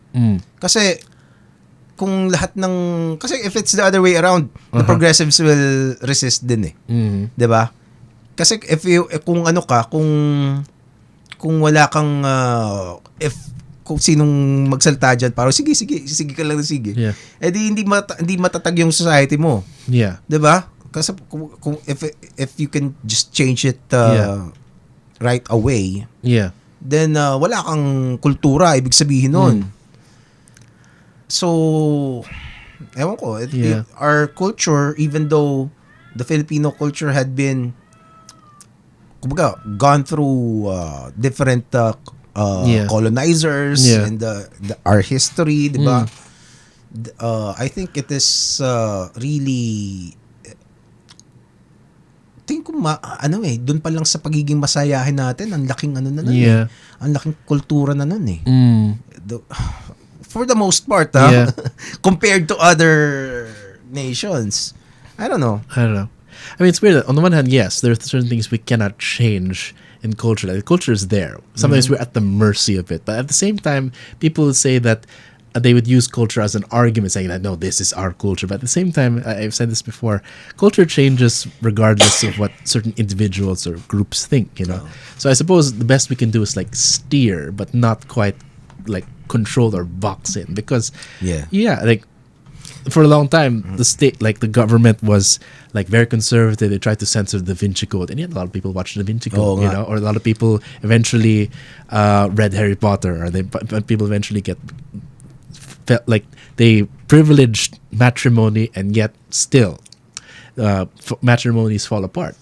So at least what I can say is that it cannot be this way or that way, but at the very least we should engage with the culture and be in conversation with the culture. We have to understand that culture is not solid. It changes. It's like water, I guess. Well, ano naman kasi, just yung mga people who try to change the culture naman, parang they play the long game. They know that, na alam nila na magsisimula sila na parang parang, and then they progress. Diba kung anong dati, like let's say dun sa Stonewall, dun sa mga LGBT, diba? Right. Dun sa protesta nila, parang they just want to be left alone and not bullied and not made fun of, ganun. Dun pa lang yung yun pa lang pinaglalaban nila. And then later on, iba na. Nadadagdagan. Hanggang ngayon, parang, hindi, dapat, wala nang gender. Diba? Parang, ganun. Maybe right now, it could be shut down, but they're gonna try again. Diba? And then, malay mo, after, give it 20 more years, people will be more acceptable than, of it. So, I don't know. That's why I think, if you are somebody who wants to preserve your culture, then you should be wary about these things and be ready to defend if your culture is valuable to you. But they say that, what if that culture precisely is toxic? Kind of patriarchal. Or, for example, people who, like parents who hold their children hostage na parang, pag tumanda sila, sino mag-aalaga sa kanila, diba? So that's also, which I think the culture deserves negotiation. It's not me to tell which one is toxic, which one. I'd be happy to take care of my parents, you know. But at the same time, should people be obligated to if they can or cannot, you know? So I think culture should always be reflected on or studied. Like it cannot be like I had like for a while, even say for I think I don't agree with this, but for a time are familiar with the essay Veneration Without Understanding by Renato Constantino. No. Back in, I suppose, 1960s or 70s, he gave this lecture questioning why Rizal is a national hero when, number one, he was against the revolution. He was, in a way, for the inclusion of the Philippines as a colony of Spain. But he wanted equal rights with the subject of Spain. So for him, it's like, he is... hindi siya pang masa. Hindi siya pang Indio. Para sa, it's only for the educated elite. Because of course, if Philippines became a colony of Spain with equal rights, then all the Ilustrados would be an advantage. They know the language. Yung mga tao na hindi marunong Spanish. Yeah. But at the same time, it was like, okay, but we have to ask ourselves. And when I read this in high school, which is proposed by what you can call, let's call them maybe the proto-woke, you know. They tried to make revolution, so that's why they were pushing for Andres Bonifacio, because he was pro-revolution. He was pro-masa, he was pro-Indio, which, again, that's another conversation, you know. But for Rizal, my question is the revolution the end-all and be-all? Or is it respect, freedom, and liberalism? And they say that, well, one of my mentors, you know, Lelo Clado, he would say that Rizal was a liberal and that he forwarded that, you know, and I think he deserves to be recognized as that, like the father of the nation because of that, not because of the revolution is not the only way to freedom. So just because he's against the revolution doesn't mean he deserves to be cancelled. So at least the way that that's a good conversation to have. In a way, we need to question why Rizal is our hero, because these are good points. It's like, is he only for the rich or para sa mas Atenista? But at the same time, maybe there's something deeper. Then maybe it's something more important to assert the need for dignity, for human dignities of Filipinos. For me, that's relevant in itself. Yeah. I have an answer for that. Okay. Bakit si Jose Rizal ang national hero? It is because it's not about the revolution. Right. It is about his he is regarded as the first Filipino. Mm-hmm. So the concept of Filipino, he was the first to bring it forward that we are one people. And that became the ground for the revolution. Yeah. Kumbaga, yun ang pinakamalaking ambag ni Rizal sa revolution. Right. The idea that Ilocanos, the Visayas, the Cebuanos, the Bicolanos are Filipinos. Yun ang contribution ni Rizal that made him the national hero. Well, do you remember the movie Gomburza? Actually, maybe Rizal definitely inherited that and continued that. But he had an inspiration, of course, Gomburza. And I think people were not aware of this before. But they were of Spanish blood. They were not Indio blood. They were not, no, they were natives in a sense. They were born here. But they have a similar, condition with the Indios. So it's not, Filipino is not a race, but it is, like what you said, that recognition of common condition. Na parang pareho ang sitwasyon natin, kaya, ayaw natin, we don't want oppression. We have that freedom. So I think we have a better answer actually with, veneration with understanding. Rizal fought for these things. He may not have been the first actually, but he did in a way consolidate it into his novels, which were not even in Tagalog, but were in Spanish, which is ironic. And the people cannot read the original novels, although you can see them in the National Library right now in the original Spanish. But they were translated eventually. They say Bonifacio had translations of Rizal's works. That's why pumunta sa masa, which again, his contribution. Yeah. But in a way, kung walang Rizal, wala din ang revolution. Pero wala din Gomburza, wala din yung Rizal. Well, ganun man talaga kasi kaya nga they're all standing on the shoulders of giants, 'di ba? And but for me yun ang ang claim nga ni Ambet Ocampo diyan, parang if magkakaroon ng ng botohan, kung sino magiging national hero, si Bonifacio would have voted for Jose Rizal. And Jose Rizal would have voted for himself. Yun sabi, yun ang nakalagay sa sa book ni Ambet. I don't know if he still believes that, but yun yung and also meron ang isa pang if you read Rizal, kasi meron akong ginawang project dati that required me to do a lot of readings on Rizal. Right. One of the things na pinaka-heroic na ginawa niya was really meron siyang letter to Blumentritt. And nakalagay doon, pag umuwi ako, papatayin talaga nila ako. Pero umuwi pa rin siya. Alam niya papatayin siya. Yeah. 'Di ba? Ito talagang para sa akin, if that's not heroism, 'di ba? I don't know what heroism is. Na parang if that's not selflessness. Yeah. And kasi pwede naman siyang he was wala pa ng jet noon, pero jet setter siya kung saan siya napupunta, 'di ba? So I think that one thing, and also he really was an advocate for Filipinos' capacity. Diba? When he said genius is the heritage of all. Diba? Meron siya that it is like air, it is cosmopolitan. And even if you are Filipino na wala ka dito sa Spain, you are great on your own.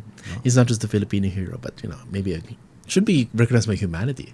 It's good that his novels are in Penguin, by the way, which is distributed globally, which is good, But yeah.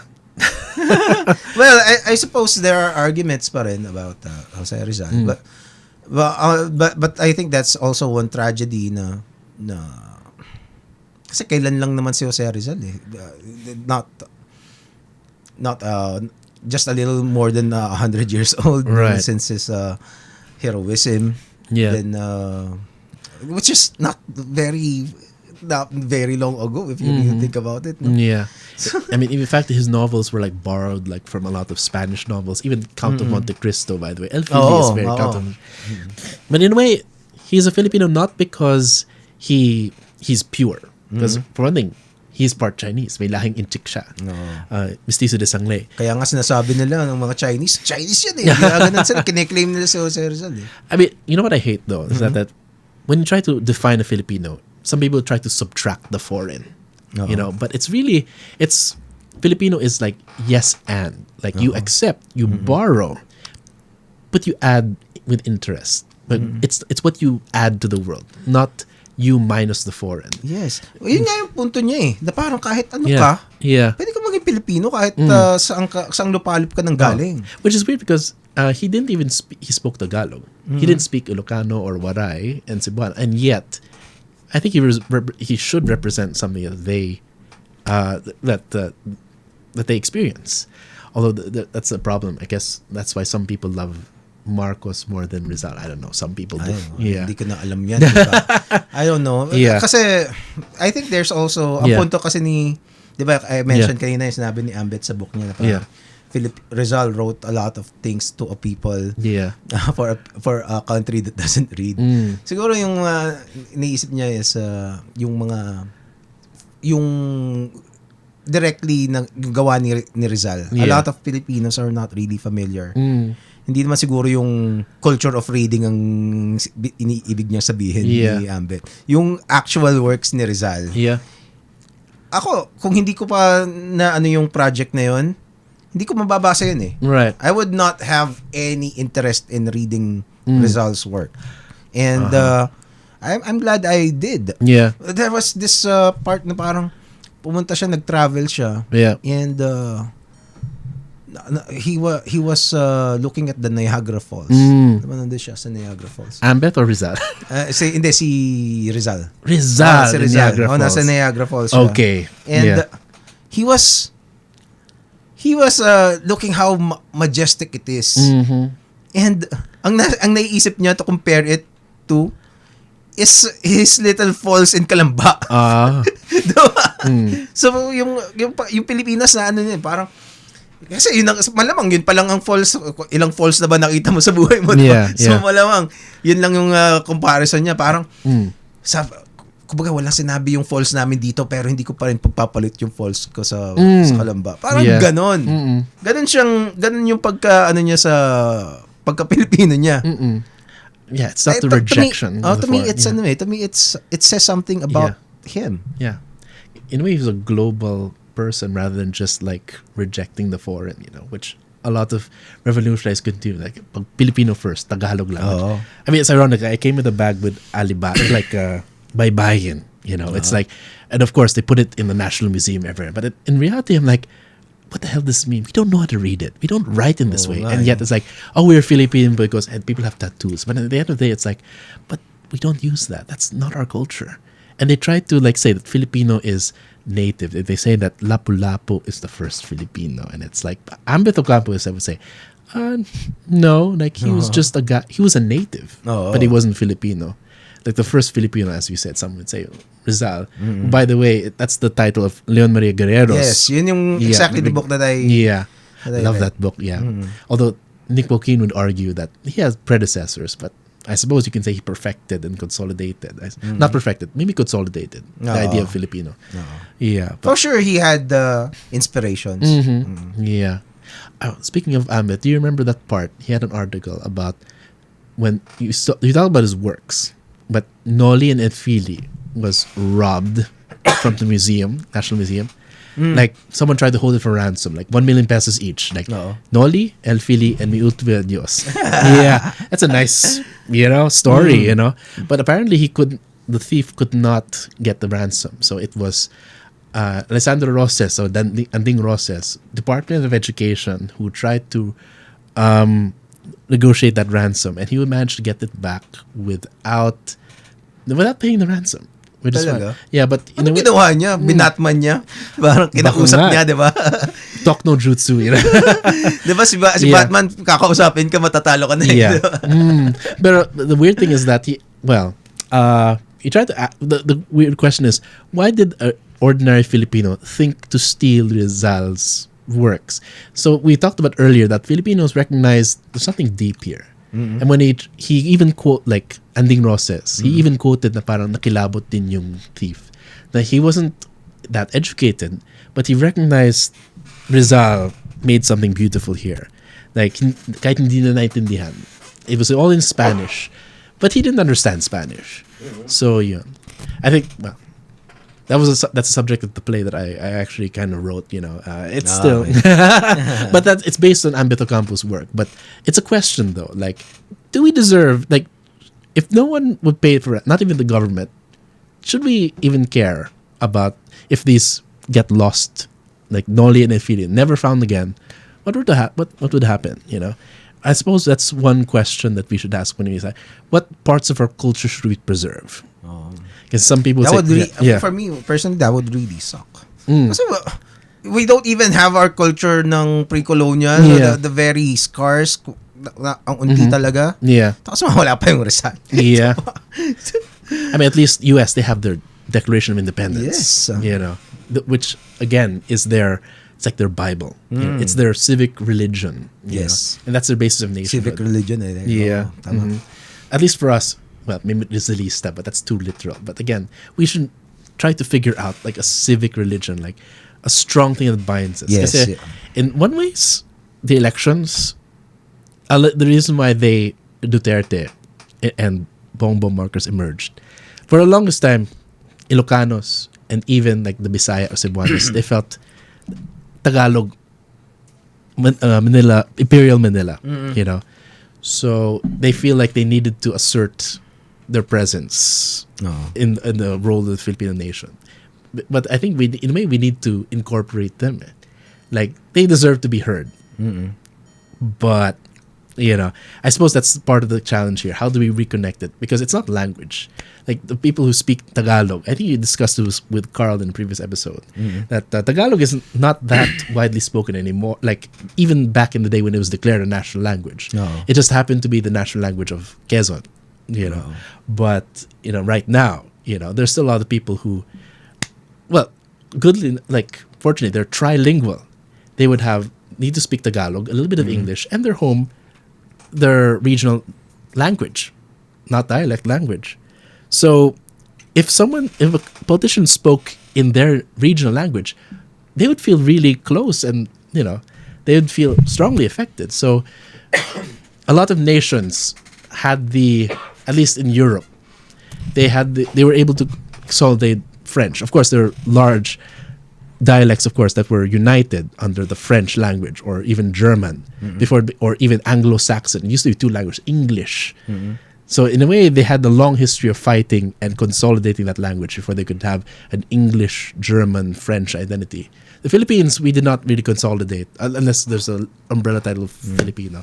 It was kind of forced, diba? It was. Diba? But having a common language is it's an important core of a national identity. But without that, what is there? Taglish might be a national language. Actually, totoo, no? Kasi even until now, mas widely used pa yung English sa Tagalog. And I don't know, but I think it was done in haste din because of necessity. Yeah. Kasi kailangan mong yung education system, gagamitin natin, 'di ba? So I don't know. So maybe that's the reason. And pinagtalunan nila yun, di ba? Ayaw magpatalo ng mga Cebuano. At least yun ang sabi doon sa mga kwento-kwento. But it is what it is now. Sino yung presidente? Siya na, sorry ka na lang. Di ba? Anyway, yun. I suppose we can still go on for probably another more than 3 hours siguro tayo. Oh my God. I don't know. Pero you are welcome to come back, Matt, anytime, and let's build that community that we were talking about. Yes, absolutely. And, diba? So We don't need to agree to everything. No. We don't need to. We just need to be able to freely express our ideas, and Yes. that's good enough for me. Diba? Yeah. This was fun. Thank you very much. Again, long time listener, first time guesting. Yeah. I'm gonna wash my hands. Diba? Sure. Before I shake your hand, brother. All right. So, thank you so much. Thank you. I'll see you again Hopefully. next time. Yes. But Thank you. for now, yun muna. Paalam. Bye.